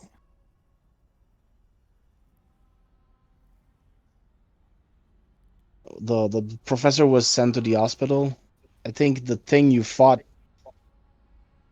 grabbed his face somehow and put a parasite in him. I don't regret wearing the mask in a situation like that. I think that thing was trying to suck the fat out of him, and that might be what happened to the lady downstairs. Volador is about 238 pounds and he should be about 190. So there was a lot of fat to go around. The thing is, That he targeted the professor. He targeted his assistants, people who were putting the excursion in danger. So those acts were acts he did in full consciousness. It's not Wait, like he was not taken over by some sort of animalistic urge. He was planning this. Was this expedition still ongoing? It Well, leaves 2 days. It leaves on Monday. If you killed Mendoza, nobody has reported that we came to talk with the professor, so I think it's still ongoing. but if you look at the journal, the bad stuff that happened in the journal happened because they took the gold. And Mhm. the people that were attacked today were in possession of the gold. Tell me we don't have possession of the gold. We don't have possession of the gold. I wouldn't We steal don't? artifact from a university. Where is it? I left it in the room. The basement or Sanchez's office? The basement. Oh, okay. I didn't remove that. It was very heavy and it was an artifact. I wouldn't steal that from the vault. I did I took wonder. a rub of it, so if we need to retrace the pattern, maybe we can from it. But I wouldn't steal like a giant bar of gold from the university vault while people are shooting at each other. That would look suspect. That would be unwise. Sounds like the best Maybe. time to take a giant bar of gold. I'm not It seems stealing like possibly the artifacts. only time. I'm trying to get them back to university, not away from them. What if what if he's trying to take the gold back? When we were in the basement, I said that from what I was reading in the journal and from the look of that gold, it was taken out of something larger. Yeah, but it was also said by our detective friend that he had every occasion to take it, but his goal was to stop her not take the gold back. Um, I will get whoever has the highest intelligence can give me an intelligence roll. 60's probably not the highest. It's higher than mine. I think we've established that. I'm I'm 80. 5. I'm apparently a genius. I'm Fight George. 80 for some reason. Yes, Well, you're then higher than me. you win. You're higher than me. I'm very educated, but I'm not that intelligent. Right, so I'm all lots of street these smarts, people. I guess. Oh, I guess I'm rolling intelligence. yep. I love the mean, fact that the boxer is the smart guy. Yep. Hey, right on the dot. I have a 90 index, but Nice. my intelligence is not. So you're more Indiana Jones than Oh yeah, than- definitely than- more intelligence. right. So Salvador, you remember that there was what looked like stuck bits of slightly burnt flesh on the gold. Ah, yes, I remember that. I put that in my mental notes. Oh, you're right. And if it was a seal, that means that if it was the creature that this seal was warding against, he could not touch it. Are you Damn. saying we have to take it back?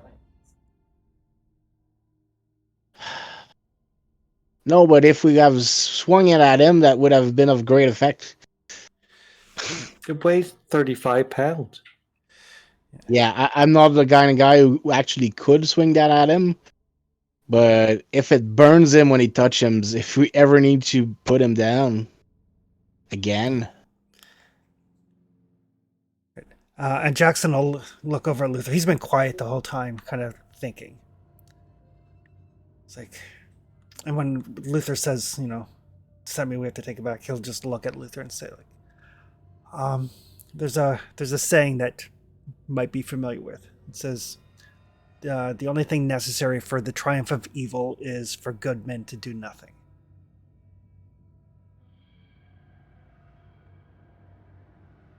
I don't even know what that means. It means if putting this back stops whatever that thing was, and we know about it. Well, how do we even know that? Do we know that this thing was taken from the place where the expedition wants to go to? Yes. Okay. Jackson, I'm gonna take back what I said just a couple days ago. Yes, I want my name in this book, and yes, I want you to give me royalties for whatever it is. But if we have to take this thing back, and I don't get dead, I might just shoot you. Or no, yeah, someone's getting shot. Could you make that a non-lethal wound? Depends on how the day goes. His aim's not that good. I mean, if you're counting on him to write your story, you might want to avoid the vital parts and the ends. I could shoot you too. Oh, I'm sure you could. What is with this sudden desire to shoot people? I was trying to diffuse a bit, Mr. Luther, but It started with the leech people, mostly. the thing is, I wanted to make sure that the expedition people did not suspect us so they could guide us there, because I don't see how we are going to find this place without their guidance. Jackson will speak. He's like, I know a wise woman in Puna. If anybody knows anything, it would be Narya. So we need to go back to the university to get back that bar to try to put it back in place. And then talk to a wise woman and trek across the country. I guess the question: Are we still going with the expedition? Are we striking out on our own? I mean, it would be easier to just follow them over there. It'd be better to race them. The thing is, if that circle was a containment circle, the thing it needs to contain need to be inside it for it to contain it. Am I going on a stretch here, Miss Evelyn? Sorry, I was lost in thought for a moment. What was that? There is I talk think we about should take the gold back. I yes, think that's what Mendoza's trying to do. if To it put the was gold back where it was taken if it from. was a containment circle, shouldn't we need the thing that needs to be contained back in the circle before we close it again? Is it how it works? Am I going on a stretch? Or am I just going insane? No, I mean ideally we should have it back in the circle before the circle is closed. I'm not sure if we need all of it or if we need the little albino leech that the student found. I have a leech in a I'm teapot. I'll try to concerned. transfer it in a mason jar. Why did you? A leech in a teapot. I'm concerned I that it wanted to bring passed. it to an entomologist to try to have it identified so we know what is afflicting him. No. My brother might know one, but I can't really reach him from here. The doctor, I'll as the professor, he needs to know what ails him. So we need to find someone who can identify that leech thing. Can make sure he a has a friend in England. somebody can make a natural world roll. I have 10. Me too. Why? I wanted to take more, but I never adapted my sheet, so I don't have much. But might as well try. Everybody may as well roll then. Sorry, which one are we rolling again? Natural world. lore. Natural lore or world? Natural world. World.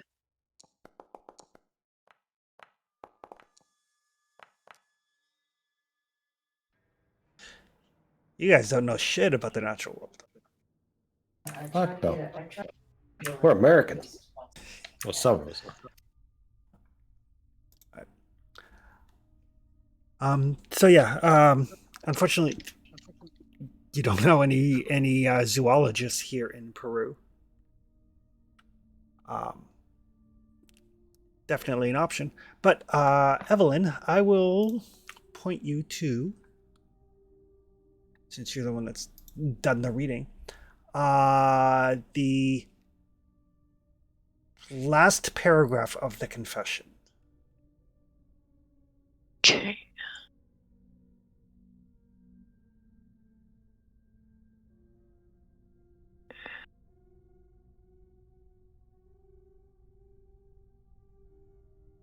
Oh, sorry, Chris. Quick question. Yep. Since I successfully did unarmed attack against the leech thing, should I do a tick or something on my unarmed box for my skill? It does it for you automatically. When you look at the skill, you'll see there's a little gold circle by it. Oh yes, yes. I thought maybe you would highlight that box to the left of the thing, but yeah, I see it's it's kind of a yellowy color. Yep. Yep. Okay, so it already did it by itself. Okay, thank you. Yep. No worries. Figueroa, or however his name is pronounced. I'm not fluent, obviously. The confession that was written by the priest who took his last words, I suppose, said. Okay. The paragraph above that actually is what I meant by. Yes. The one that starts, I read Final Confessions. Yep. Yeah. That's what I was getting to. Okay. Said that this fellow was hearing his friends' voices crying out, which would include de Mendoza, with an inhuman hunger. And another voice that was promising him eternal life if he went back to the temple, which is where this gold was stolen from.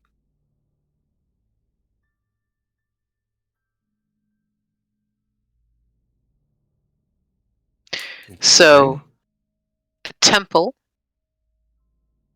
somewhere in the mountains southwest of Lake Titicaca.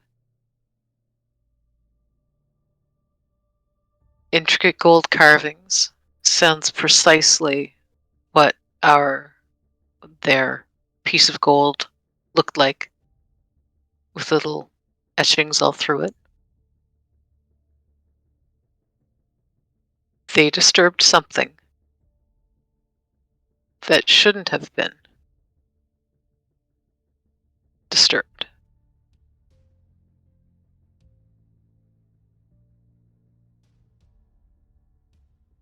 Do you think that the thing promising them eternal life is trying to get free from that circle, and that they need to rip out more of it for them to be free?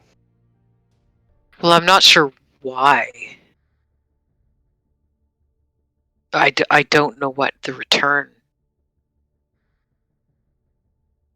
I don't know what the intention was when they get back to the temple. There wasn't really a mention of that, other than, here, have some eternal life. But there was nothing that said, oh, and in exchange for this eternal life, I'd like you to just tear out the rest of that gold and Didn't you say put it all in a bank account somewhere and take care of yourself. Didn't you say something about them hearing a voice telling them that if they came back, they would get eternal life? Yes, exactly. So something. But there was nothing. There was nothing saying that they would get eternal life in exchange for tearing out the rest of the gold. Just that they need to come back. Just to come back. Of course, once they get there, I mean, it may have wanted them to tear out the rest of the gold. I greatly doubt it wanted them to put the piece back. There was nothing about it, bring the gold back to the temple, and I'll give you eternal life. Well, if it burns itself on the gold, maybe in its actual form, it will not be able to tear it apart. Burns itself on the gold. Well, there was some burnt flesh on the gold. Oh. I think when the Mendoza tried to take it, he burned himself, as it's a warding circle against what he became. That could be. It'd be strange, though, for a warding circle to work without it still being part of the circle. Unless it's blessed by something, possibly. Sometimes it's blessed, sometimes it's the material that used in warding circle that are specifically made of something abhorrent to the creature it wars against. So, Salvatore, is terms like wording circle and whatnot normal in everyday conversation where you come from, or This is They're just normal theory. in where I come It's from. not supposed to be real, but you saw It's a leech certainly faced real. guy, so I'm going on a limb here. I've taken photographs of ghosts. So here's my theory. My theory is we find a workshop, we melt down this thing, I make it into bullets. We go to wherever we need to go, and we'll shoot whatever we need to shoot with the bullets from the gold because the gold kills it, right? Well, if we need the part to close a circle, we actually need the part to close a circle. There's writing on it. That might be the writing He too. took rubbing from it. There's some kind of writing. We could try to engrave the bullet with it.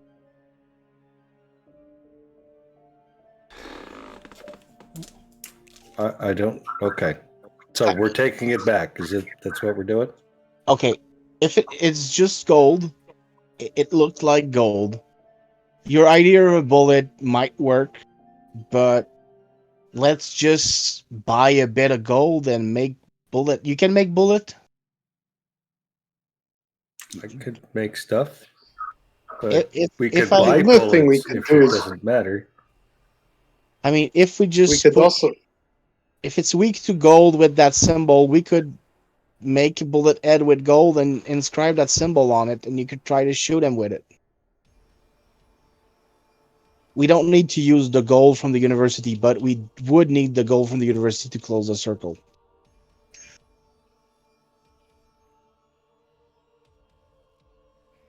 There's the other option of we could cut our losses and go home. Yeah, Just leave them to whatever befalls them. but like our friend said, Leave what to who? Well, the poor professor, first of all. Just leave him to get attacked by another leech-faced man who can take a bullet and keep walking, and who can get Last time pummeled I by checked, one I of was you. not.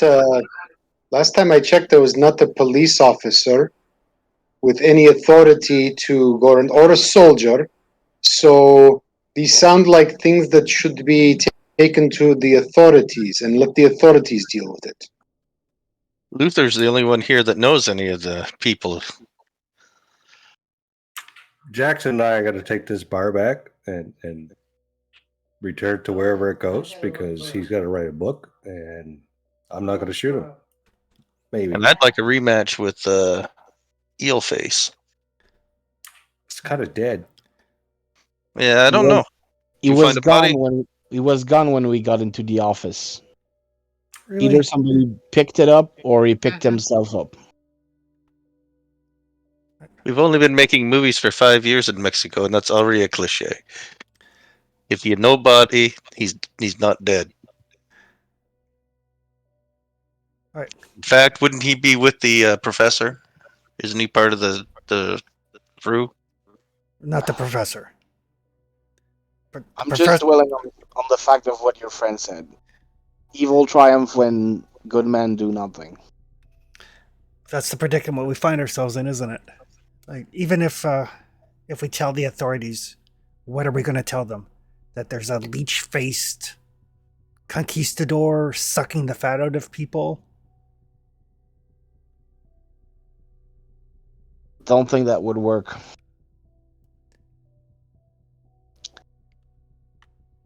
We need that bar of gold. We need that bar, and we need to decide if we're going with Larkin or if we're striking out on our own, and if we're trying to get ahead of him. Luther, do you think you could get a bullet made out of gold?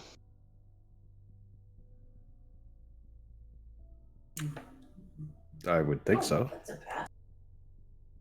And we could inscribe on that gold the symbol on the bar. Don't think it would matter. Gold's not a very good. Well, it'd make a good bullet, but It would make a very shitty bullet. gold's pretty heavy. But it's super soft. That's good for a bullet. Yeah, that's a slug. That's gonna be like a big hole. Hmm. As long as he's not wearing armor, though. That would be shitty if it has any resistance, but on flesh it would be terrible. I think so. Here's what I'm thinking, and I'm a moron, right? Like, we'll start with this. I have no idea what you're talking about. They take the big bar from the temple, people get haunted and go crazy. If we put the bar back, perhaps people stop being haunted and going crazy. That's clear so far? Yeah. So do we think the guy from the expedition, do we think he's in on it? I think the guy in the expedition wants to loot the place. That's what we've been told, right? Yeah. Or that's the rumor. Yeah. So shouldn't we get there first? Are you talking about Larkin? Yeah. Seems like a dick.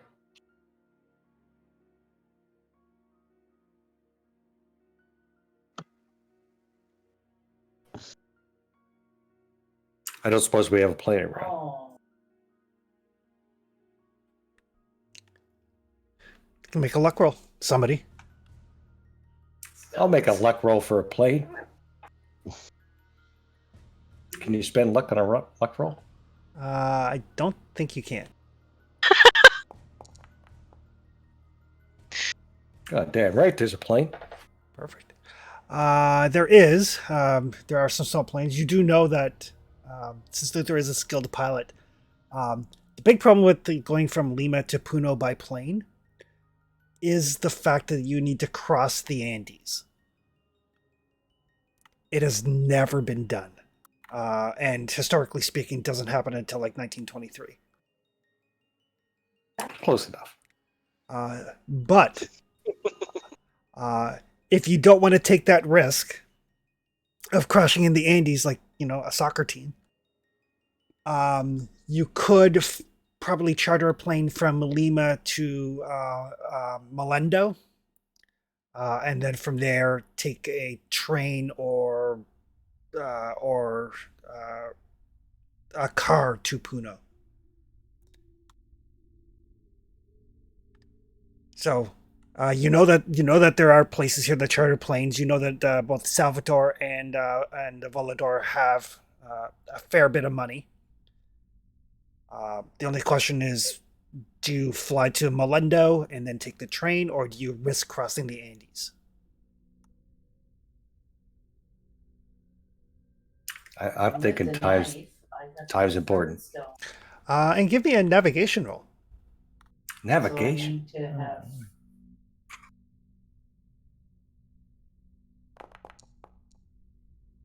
Hell no. Doing either will save you time, for sure.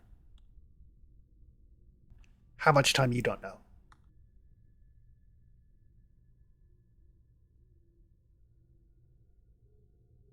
I've flown 55 missions in World War One. I'm pretty sure I can get across the Andes. Pretty sure. How many times have you flown over or through mountains in something bigger than a fighter plane? Done a lot of flying.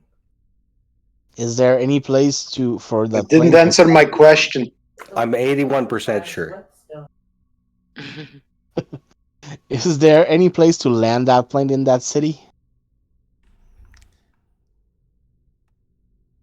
Yeah. I mean, really, all you need to land an airplane is a flat space.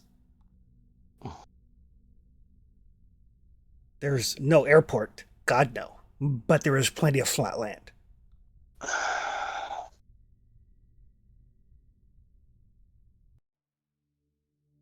We get ahead of them, we take the bar, we put it back, and hopefully nothing kills us.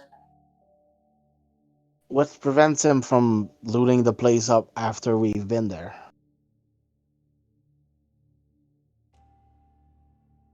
That's a good question. Well, we can either charter a plane to there or the other place you mentioned. Try to cut him off from time. Right now, we need to be able to charter a plane. We need to get that gold bar. We need to... a gold... I wouldn't say no to you having a gold bullet. And I'd like to get rid of that bug.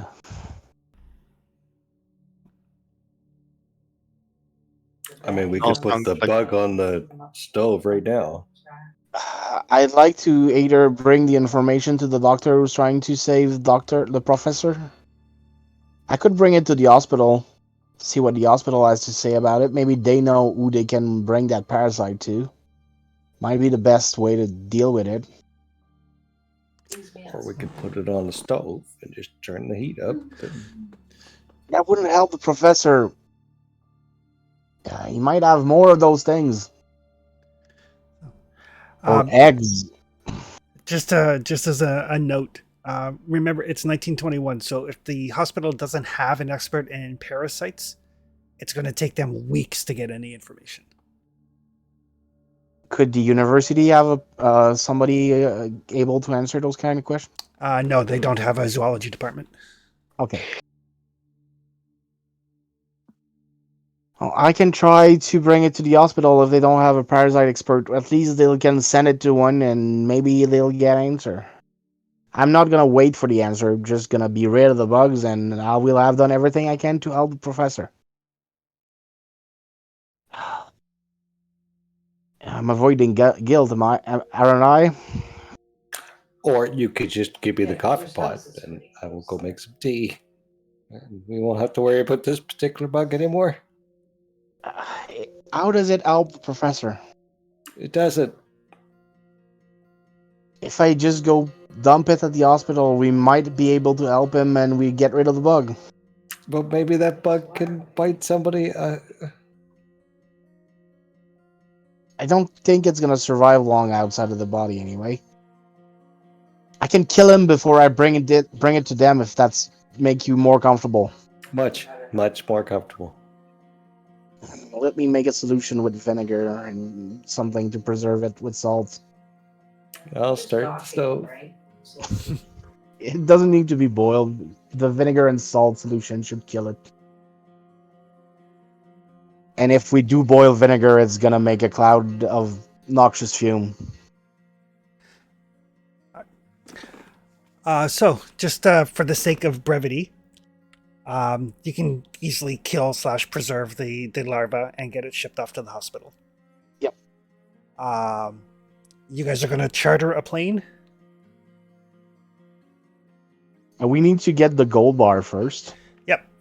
If There's no problem to get in the gold bar. okay, good. If there Okay, is so we're going to something- get the gold bar, charter a plane, if preferably with me flying, and I want to take the tangent, the quickest route from A to B. Okay. So you want to fly straight to Puno over the Andes Mountains. I made a pilot. You gotta try. That's right. The adventure's like, no planes are available. It's like, one of my characters made a pilot. He's going to fly. I gotta make the roll once, right? That's right. So yes, so all of that is easily done. I assume you guys are gonna like leave in the morning, Yeah, in the darkness of night. in the darkness of night. I mean, I'd go for the morning, but the really early morning. I'm just saying Like- that those of you that may have some insanity issues may want to get a good night's sleep. Yeah, In the that's what I'm. morning. Yes, in the morning. That's why I'm aiming for the morning, but like really early morning. Perfect. We have as much time of daylight as we can. Perfect. And I will get either Salvatore or Volador to give me a. Actually, no. You guys both have really high credit ratings, don't you? Seems to me you guys I are both do. wealthy. I'm pretty loaded. Yeah.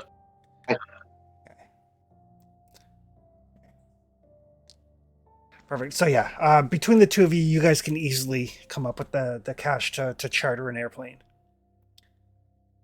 I will need somebody to give me a persuasion roll to allow Luther to pilot it. My persuade is 10. Mine's 35. I'm good. I'm better at charming, but not persuasion. Where is this thing? Mine's only 20. And I can't spend luck on it because I'm only down to 14. So it looks like Salvador can try to persuade.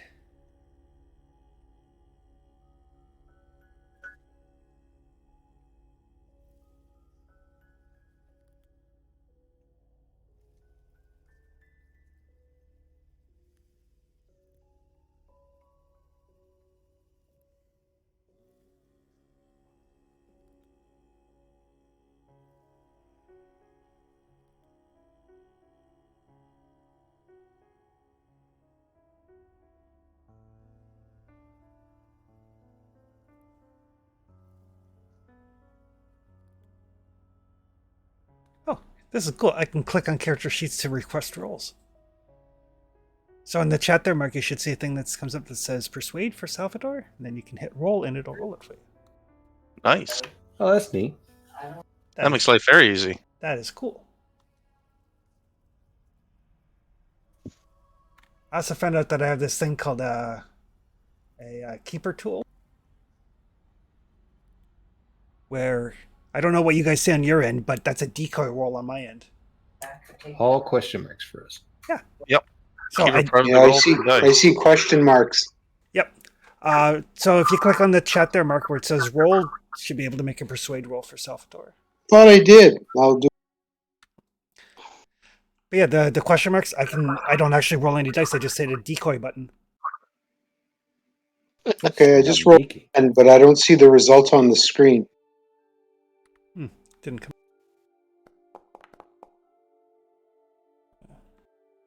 There we go. Oh, there it is. There it showed up.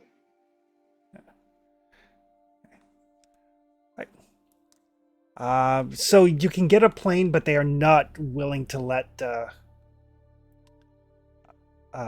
Luther fly it, or they will let him go to Melendo, but not over the Andes. No way, no how.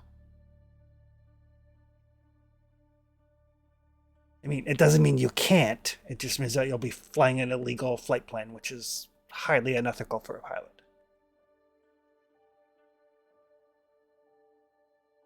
Oh And this yeah, we'll game fly going over around.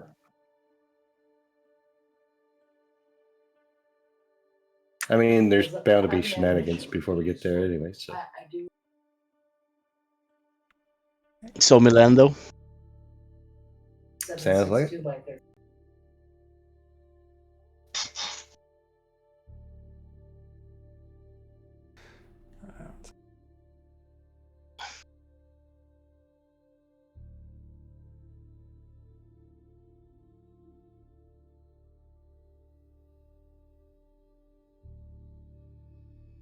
Is it the kind of place where I could try to get a bullet made with gold? It all depends on how much time you want to take. I meant tonight. No. Well, actually, you can make a luck roll. Luck.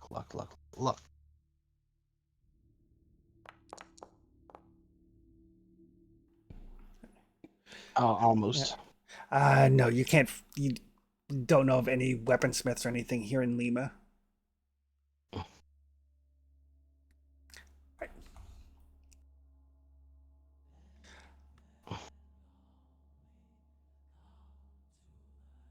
But you guys get up bright and early on the morning of the 20th, a day ahead of Larkin's expedition.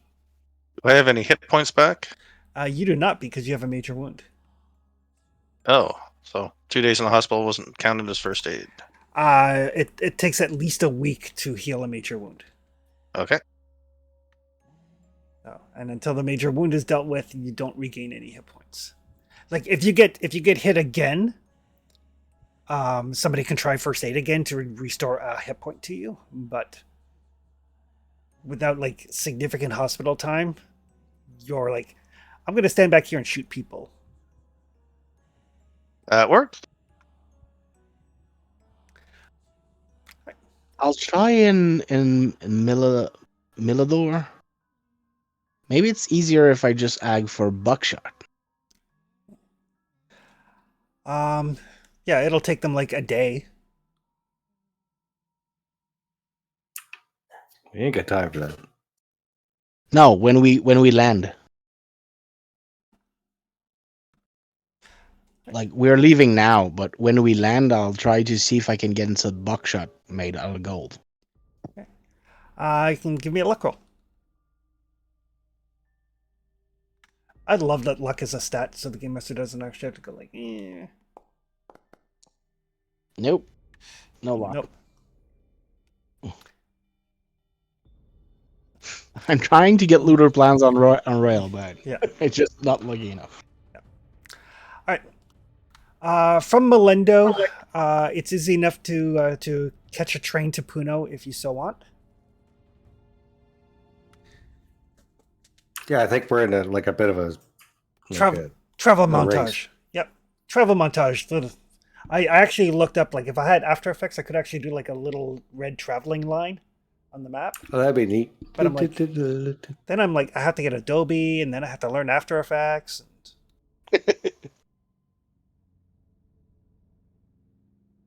All right.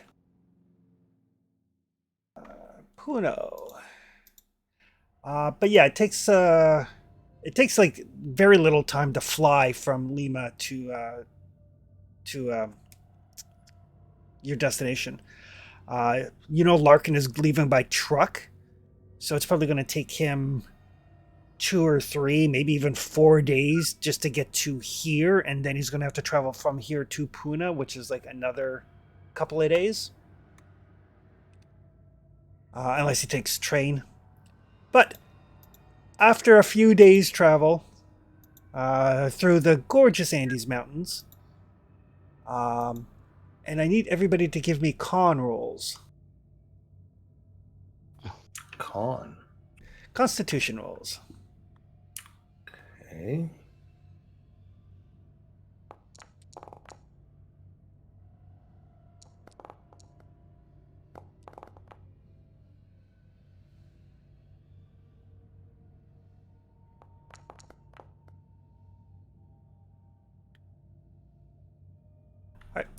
So as you travel kind of higher and higher into the mountains to this town of Puna, Salvador and Luther, you feel more tired than usual. Headaches, dizziness, shortness of breath, um, that sort of thing. It is basically it's because of the thin air as you travel up into the mountains. I'm trying to find coca leaf to chew. Oh, there you go. What could possibly go wrong? It's actually the trick they give you when you go to the Alps right now. Yep. But yes, thankfully, Dr. Carter is quite experienced with this sort of thing and does pick up some coca leaves and tea for you to drink, which helps to mitigate some of the circumstances. Look at flying over these mountains, no problem. It's not my first mountain, sir. Should give you a hand if you partake. So Puno is nestled in the Andes Highlands. The city, it's a small city. It's about 20,000 people. You guys like read some brochures as you travel on the train. It stretches to the shores of Lake Titicaca and then up into the hills. The more prosperous areas are closer to the water. Center of the city is dominated by a broad plaza with greenery and trees. There's a cathedral here, a Roman Catholic cathedral.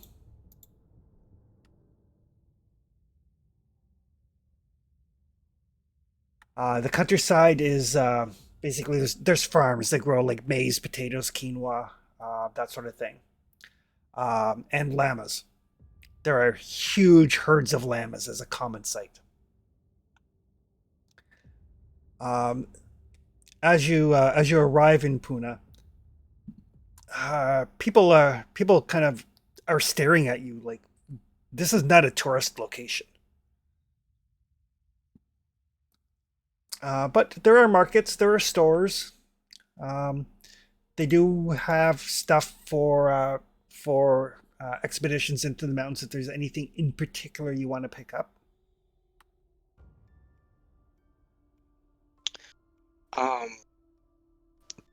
It's not my first expedition, so I'm gonna grab the essential ration, ropes, water. I might want to make a stop at the church to get some water blessed because leech people. I don't know. The superstitious is taking over me. Okay. Perfect. So yeah, you can arrange for like tents and warm clothing, warm blankets, because you know you're going to be hiking in the mountains. Um, you can get some holy water. The priest is quite happy to bless it for you. He doesn't ask why. But Evelyn, given your profession, you do know that Puno is it's like the kind of the capital of Peruvian folklore. So, like, the people here are a weird kind of mix of devout Catholics and highly superstitious. Okay.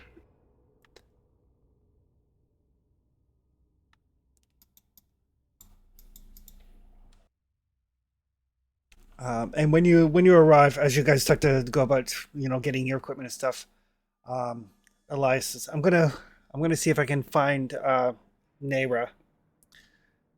She's the one that warned me about the Mendoza, told me about the Karasiri. She might have more information. Do you know if they have a weaponsmith in town? I have not been looking the past two towns where we went. No, doubtful. I mean, Okay. there's farmers here, but I imagine they probably work on their own weapons. Yeah.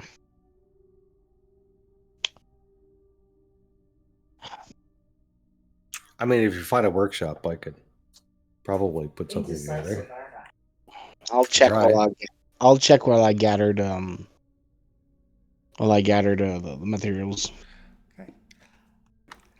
So while you guys are just kind of generally gathering supplies, is there anything in particular folks want to do here in Puno? Well, I think Luther wants to spend some time at the church. Okay. Miss Evelyn, if you know people here to be superstitious, maybe they have tales that could help us unravel all this. I could try to ask around. Yeah, please. And I'm gonna check around if I can find a workshop we could borrow for just an hour or two. Okay. What about Salvador and Volador? I don't think I have any plans except for to relax and wince in pain occasionally. Okay. And translate for people since you speak Spanish. Yeah, that'll work. You can come with me. I don't speak Spanish at all. We walk at the same pace right now. Is that a Ideal. plan? That's perfect. Is that a plan to stay here for a night or two? Sooner We we get should on the probably. road, the better, I would think.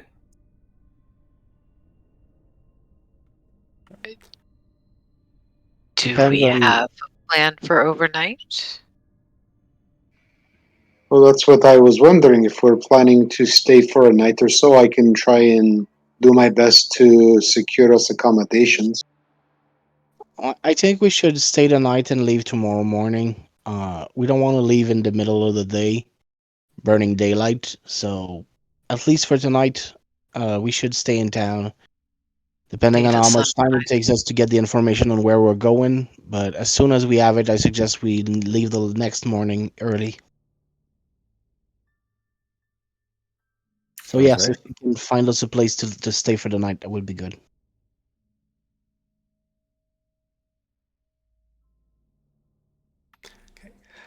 Perfect. So as you guys ask around, there's no trouble getting supplies. Luther, the church, it's like an actual kind of cathedral. It's a larger church. I mean, there's 20,000 people here, most of whom uh, go to church regularly. But it's very well kept and very comforting. Yeah, Um, he'll spend some time there. Perfect. I mean, a 1920s American is probably Christian of some sort. Probably. No doubt.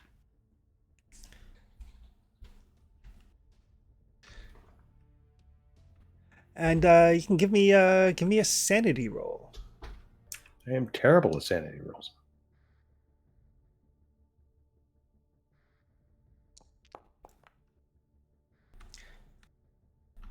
Let's check this. That's a miss.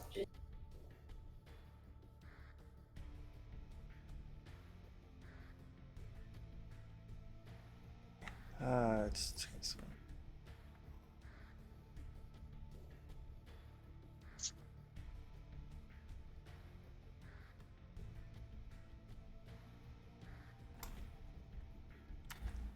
I did know there was mechanics going to the church, but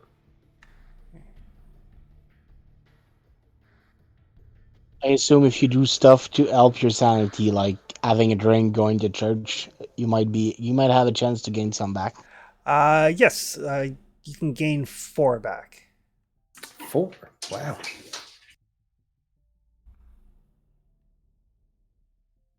I will take it.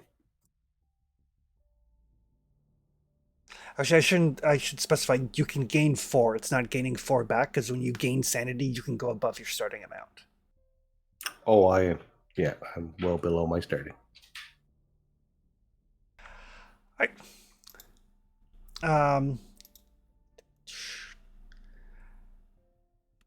Evelyn, as you ask around with Salvador's help, the people generally they will point you to the town wise woman, Naira, who is the same person that Jackson is looking for.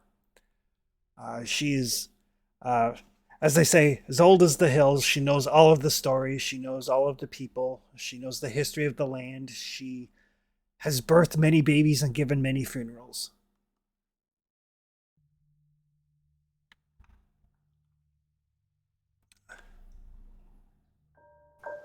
But they will tell you that she resides on a little hut on a floating island in the lake. A floating island? Yeah, they're like man-made islands in the lake. Oh. How very novel. Not what I expected at all. Well, I suppose, gentlemen, we need to find our way out to this floating lake. Or floating island on a lake. As long as I don't have to row. Evelyn will look over at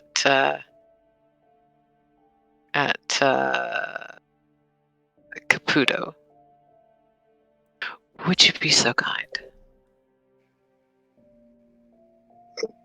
As to what? Row. Assuming they don't have some sort of barge that travels back and forth. They do not. Depending how How's the big old the lady lake get back and is. forth? Oh, who knows? People in the town have boats.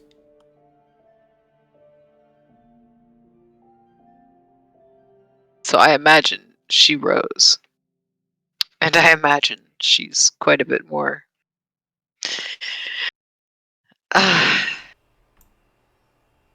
healthy, to be frank, than I am. I can row if I'm called upon to do so. Thank you so kindly.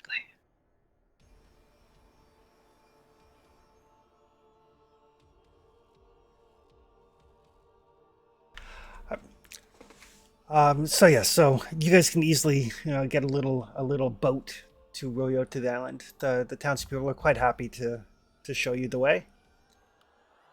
And yeah, there's like this series of little like man-made islands made out of like mud and reeds and rushes. And Jackson will go with you. He'll catch up with you. He's like,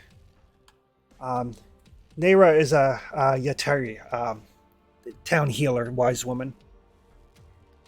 She helped me with my research when I first visited the area earlier this year.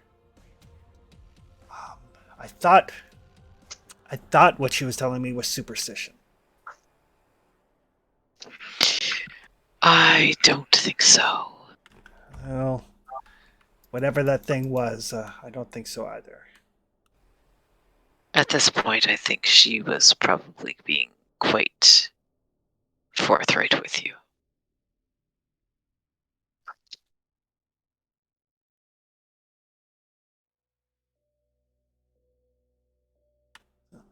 And as you continue to row, it's about 2 kilometers out to her little island.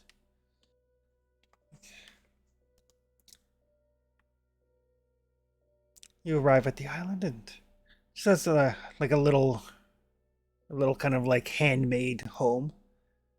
You can smell like there's some sort of stew or something cooking. And as your boat is approaching this very, very old woman,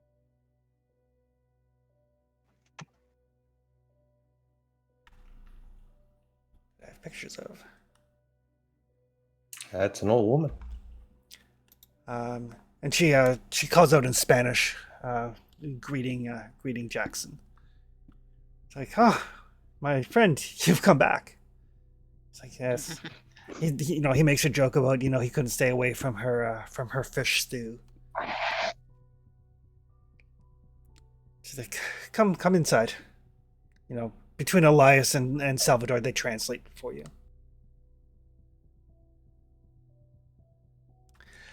It's like, and she offers you a bowl of what looks like jerky.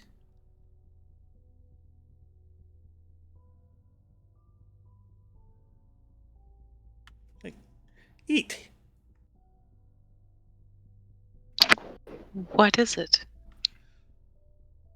And she just has like this big smile on her face, like, Oh, that's never a good sign. and she says something in Spanish. Salvador, or not Salvador, Volador. Jerky. Eel jerky. Llama jerky. Oh, yes, it's fine. It's mammal. Sounds interesting.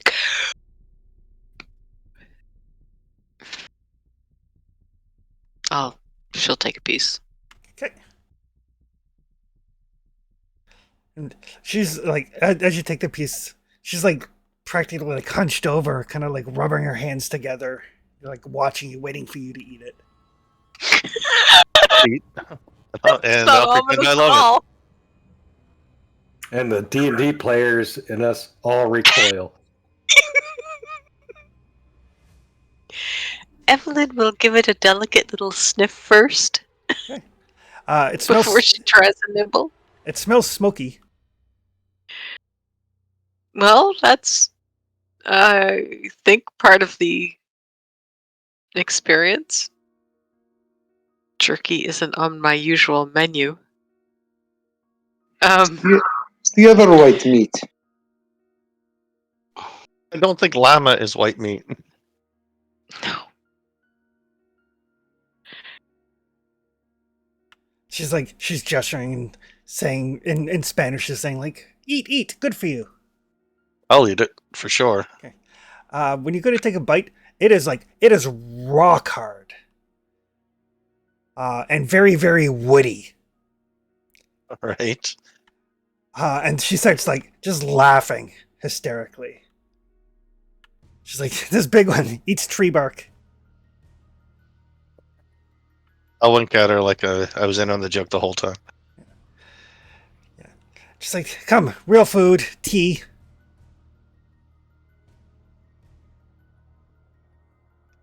And I will follow.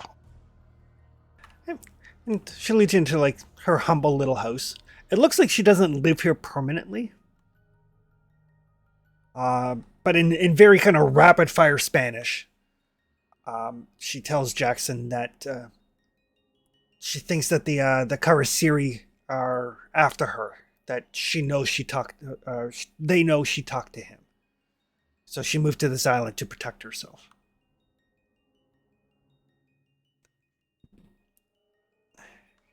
She's Sorry, asking, like, Chris, are we still in Puno or are we on an island in Lake Titicaca now? Puno and Lake Titicaca are one and the same. The city runs right up to the shore. Oh, okay. I thought it was like another long journey to get there or something. Okay. No, Puno is on the shore of Lake Titicaca. Okay. And she asks Jackson to like introduce you, and he does. It's like, and she's wondering if you guys are researching, like he is. Yes. We're looking for a temple. And again, everything she says is being translated through Salvador and Elias. Yeah. Just, Absolutely. The temple of the sky god.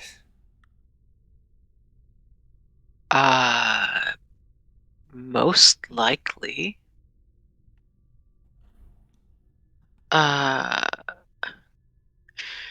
It's an ancient temple southwest of the lake.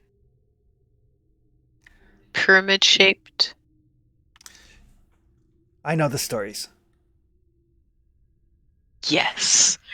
Those are the stories we're investigating. The temple was built by the hero Akiko. A long time ago, an ancient and evil god fell from the sky and landed in the lake. When it crawled This out, lake? yes.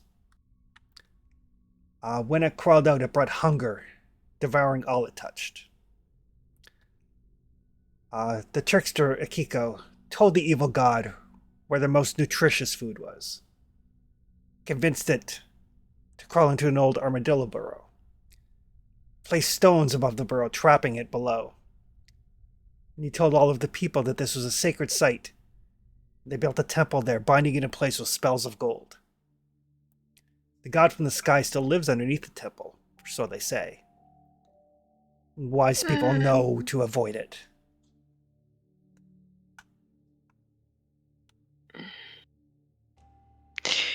I don't think it lives there now. Or if it does, it has children?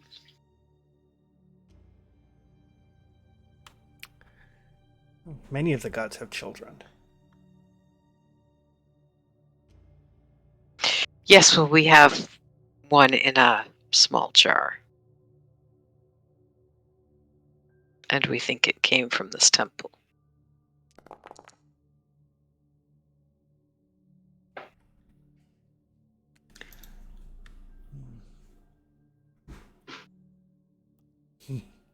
If you have something in a jar, it is too small to be a god. Well, should be, yes. But, it certainly did have, strange effects on people. And we think that some of the gold from that temple might be missing.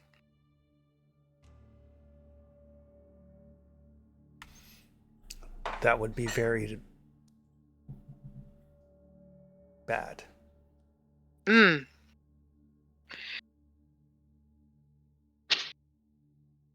Do you know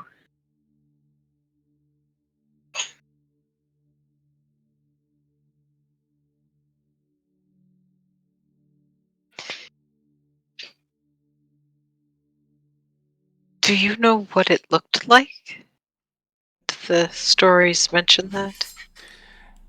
No, they do not.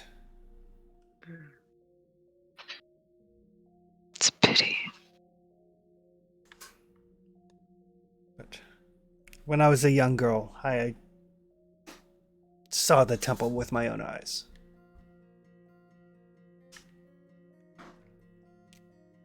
And Jackson kind of looks at her and, he's like, why didn't you tell me that before? It is dangerous to go.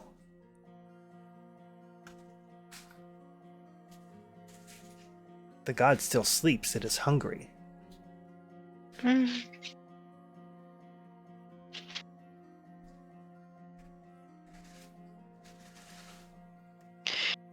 But you didn't see a god while you were there, did you? No. Well,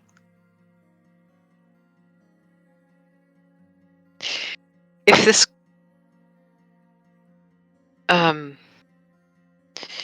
creature trapped it with gold, but some of that gold was taken away long ago, don't you think it might have gotten free? Because I think it might have gotten free. Could feel the presence there. When you were there? When I was young. Uh,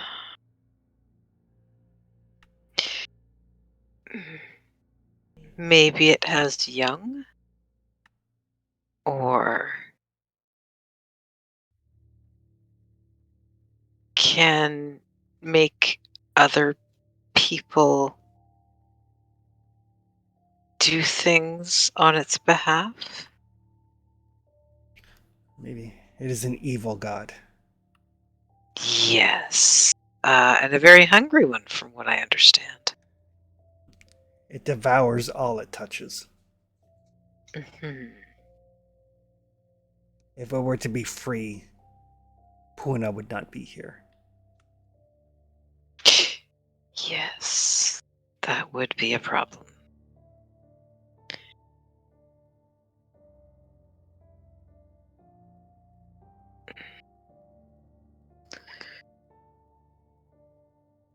We are quite certain, though, that something from there is loose.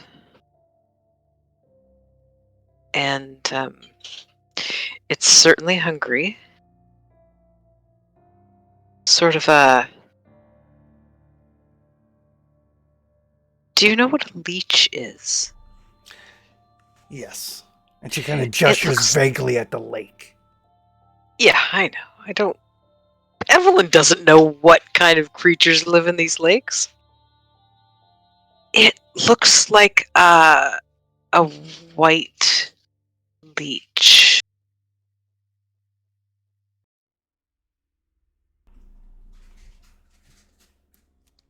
She just kind of shrugs. And it was trying, we think, it was trying to eat people. Or parts of them.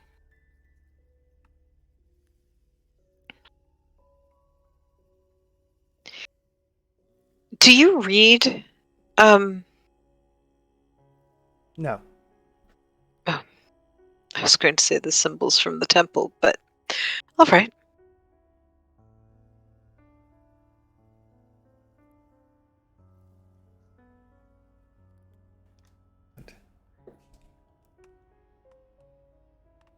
If the golden spell has been removed from the temple, it should be put back. Oh, I agree. We had a rather lengthy discussion on what should happen to that bit of temple decoration.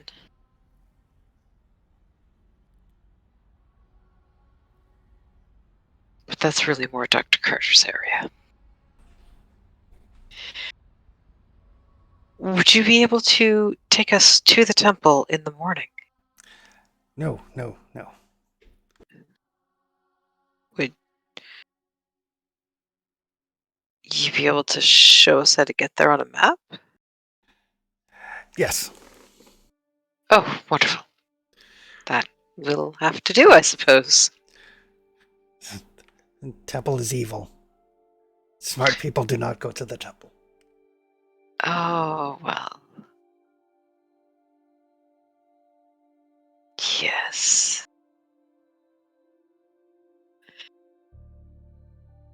I can't really disagree with you there. But we're going to try to seal it back up again. Good. Do you have any advice other than don't go to the temple? She looks over at Volodar, says, I have medicines that might help him. I'll perk up at that. Oh? You really should see a doctor. We had to get the gold here. It was urgent. I'll see a doctor when the gold is returned. Bring tents, blankets, llamas to carry. Mountains get cold.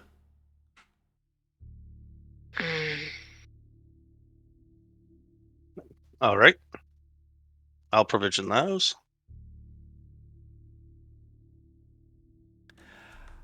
But yes, the rest of the time, what they're like, she knows the myths and legends of the Karsiri, but she's not going to the temple because it's evil.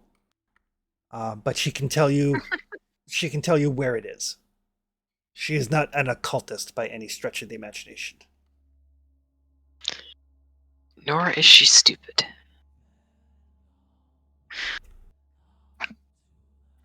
But she did succeed on her medicine roll, which will give one more health back.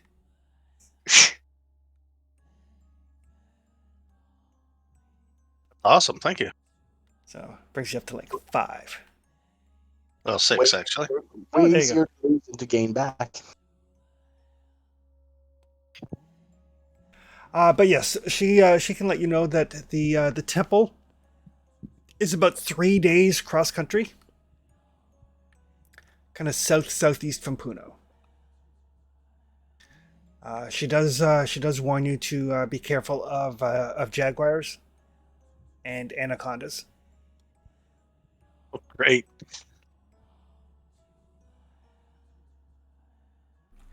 And to make sure that you dress for the cold.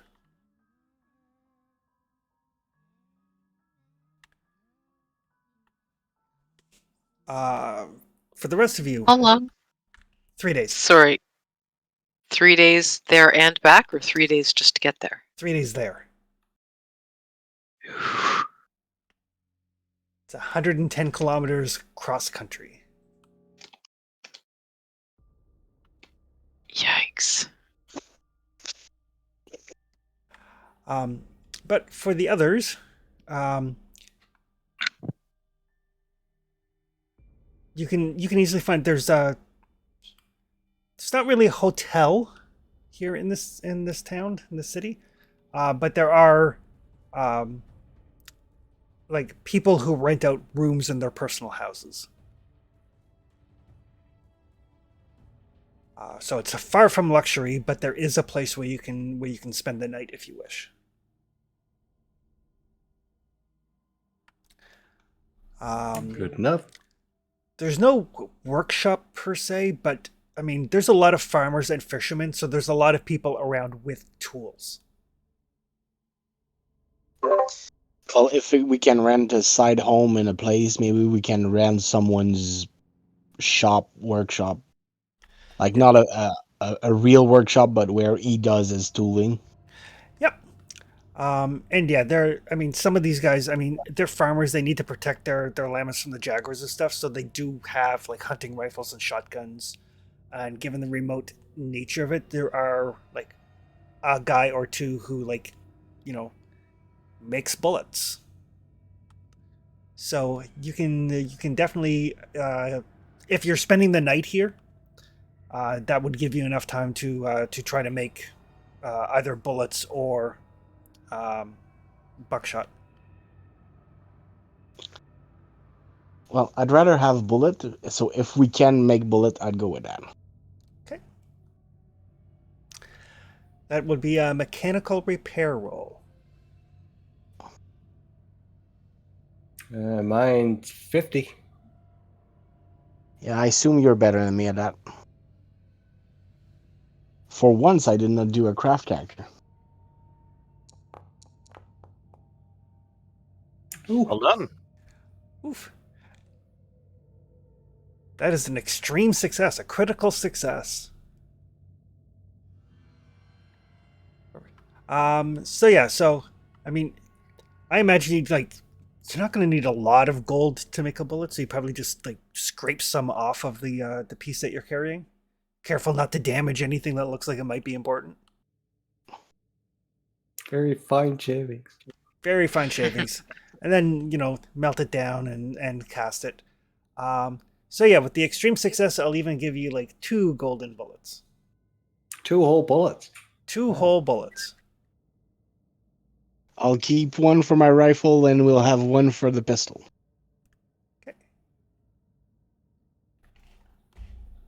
So you're taking one, I'm taking one? Yep, if that's okay with I'm you. not that great a shot. I'm better hand to hand. I'm actually quite good with a rifle or a shotgun. Okay. We have 2 bullets. And I'm gonna look at renting llamas for the ride now that I know that it's that far away. Yep. Yeah, I can help finance all that. Yeah, between you and Salvador, you guys have some money to throw around, so you can get like outfitted with gear, cold weather gear, tents, warm blankets, llamas. Um, Llamas are primarily pack animals; they're not really meant for riding, but they can give you the basics in riding anyway, as long as you don't try to do anything terribly fancy with them. Is there Sherpas or people we could hire to at least give us a hand getting closer? Yes, absolutely. That's usually how I do hire locals, not just be brash and assume I will find my way and know how to do things around here. Yep, you are skilled at setting up this sort of expedition. So you hire like porters and guides, and with the Yes. understanding that they're going to get you so close, but at a certain point, like when the local people are like, "We don't go any further," Yeah. you understand. That's accepted that there is a limit to where they are willing to go. Yep. It's part of the deal. Perfect. And we will end there, so we don't get into the final act of the prelude.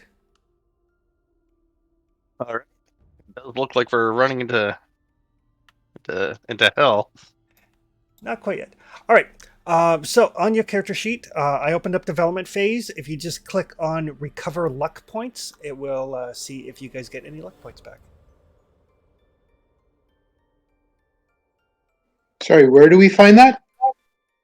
There's a tab at the top next to skills that just appeared named development. Yeah. You just do the cover luck. Yeah, just click recover luck. Because I did the other thing last time and I should have not. And I got 4 back.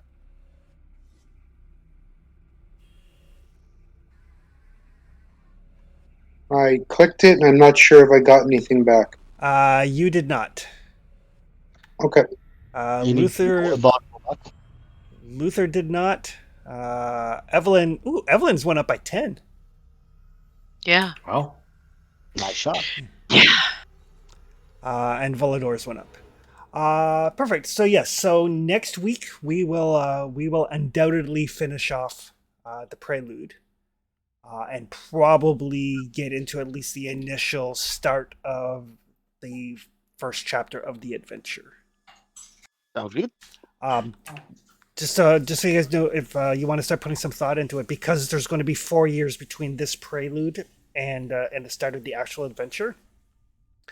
I'm going to let you guys each choose. I'm going to say 4 skills that you could have increased in the meantime in those 4 years between the two. So if you want to start putting some thought into what things you might want to shore up a little bit. All right. Nice. Might be Okay. time to get Sounds some good. medicine. So some medicine, some persuade, Some natural world. some natural world.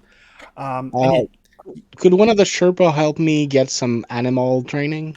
Animal handling? they're not going to have enough time to train you. Okay, but could that be Yeah. something in the jump of years? Yeah, you could come back here and get some training. Okay, good. Yeah, it's. I'm going to assume during the 4 years you you go wherever it is you need to go to get your training, whether you go back to school or whatever. But you guys might want to chat in the Discord to make sure that like we've established that nobody has medicine. But if all 4 of you pick up medicine, that's going to leave you shy in another area. Yeah. Yeah, discuss what split up the important skill among us. Like a bit Yeah. of persuade, a bit of medicine, stuff like that. Yeah. And it's one of those things in Call of Cthulhu, like a skill that's like, oh, I'm never going to roll that. Like, Oh, we will. yeah. I mean, Natural World that came up. Yeah, I wanted to raise that. Oh but well, but it did. Yeah. Yeah, and the Natural World simply would have told you that leech is not natural in any way, shape, or form. I think we've guessed that much. Yeah. Probably would have given you a little bit more than that, but yeah, but knowing is always important. yeah. Unless it makes you lose sanity. Perfect. Right. Is there a list of secondary skill somewhere? There's not really secondary skills. There's just the basic skill list that's on the character sheet or in the book. Okay, because I knew that animal handling was not on the list, but is something I could have.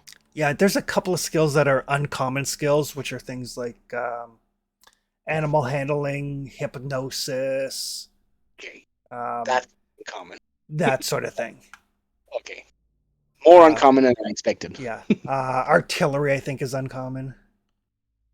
I mean, handy when you're facing a great old one, but yes. So we will return next week with the conclusion of this and probably some more sanity loss. Probably so. Oh, I expect it. Yeah. Talk to you tomorrow, guys. Or the All right. ones that are going to be there tomorrow. Perfect. So yeah, we'll see everybody tomorrow for Forbidden Lands. All right. Thanks, Chris. Okay. Yep. All right. Thanks, everybody. Take Have care. a good evening. Have a good night. Night, guys. Thanks again. Good night.